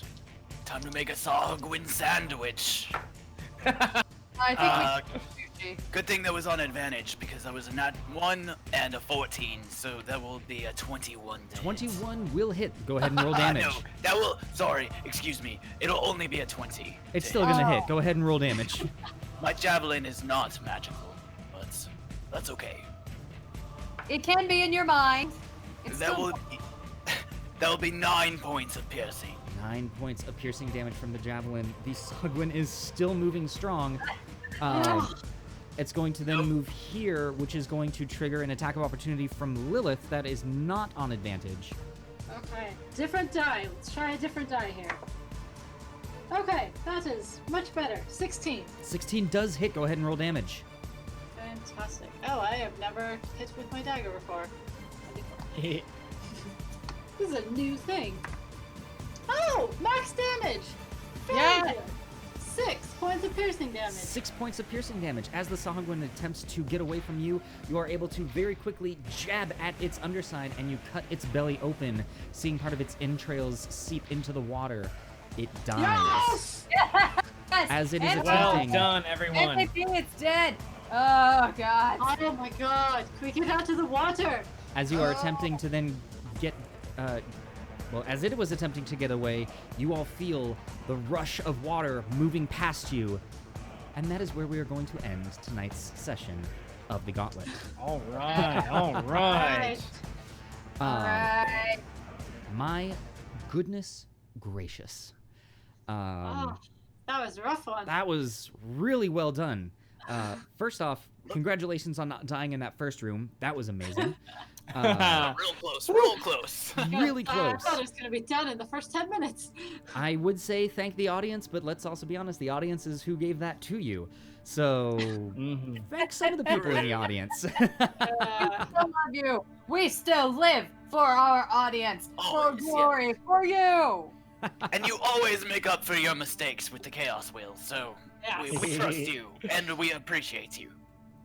We And- do appreciate you. It looks as though, just to bring everyone up to speed, we are currently at 34% of the way to the labyrinth underneath the gauntlet being opened. Whoa. Great job, everyone. There's 16 days Close. left of having that happen. So if you want a chance to build up some more inspiration and more chances to spend that inspiration, since it's a limit of 2,000 per show, you can come to our next show. We are going to be having a continuation of Chrom and I, well, Josh and I, playing through the forest on Saturday at 11 a.m. And then we will Sunday. have, or Sunday, thank you, Sunday at 11 a.m. Check the schedule. It does a better job of remembering than I do. And then on Monday, we will have Painting in Place at 1 p.m. All times are in Pacific. That's the rest of the plug that I'm going to do for the rest of our shows. I want to take this time and thank all of our audience for being here and joining. Thank you all for the bits and helping us to get towards Lontil's next +1 wand. To all of you who are new here, thank you so much and welcome to the Adventures Pack. For those of you who have not yet, and if you've enjoyed this, please consider giving us a follow. If you liked what you saw, you can follow us on all social medias. We are on Facebook, Instagram, Twitter. You can watch reruns of our shows on YouTube. We also have a public Discord that you can go hang out at afterwards. We are doing a post-show hangout. It is open to the public. You are welcome to come and join us. With that, one final big thank you to all of our patrons. It is because of you guys who are going above and beyond and helping us to continue to grow. We get cool, shiny new stuff like this, the new overlay. So thank you for continuing to support us and helping us to grow. With that, I want to say thank you all for watching, and we will see you next time on The Gauntlet. Bye, everyone. Bye. Good night. Good night.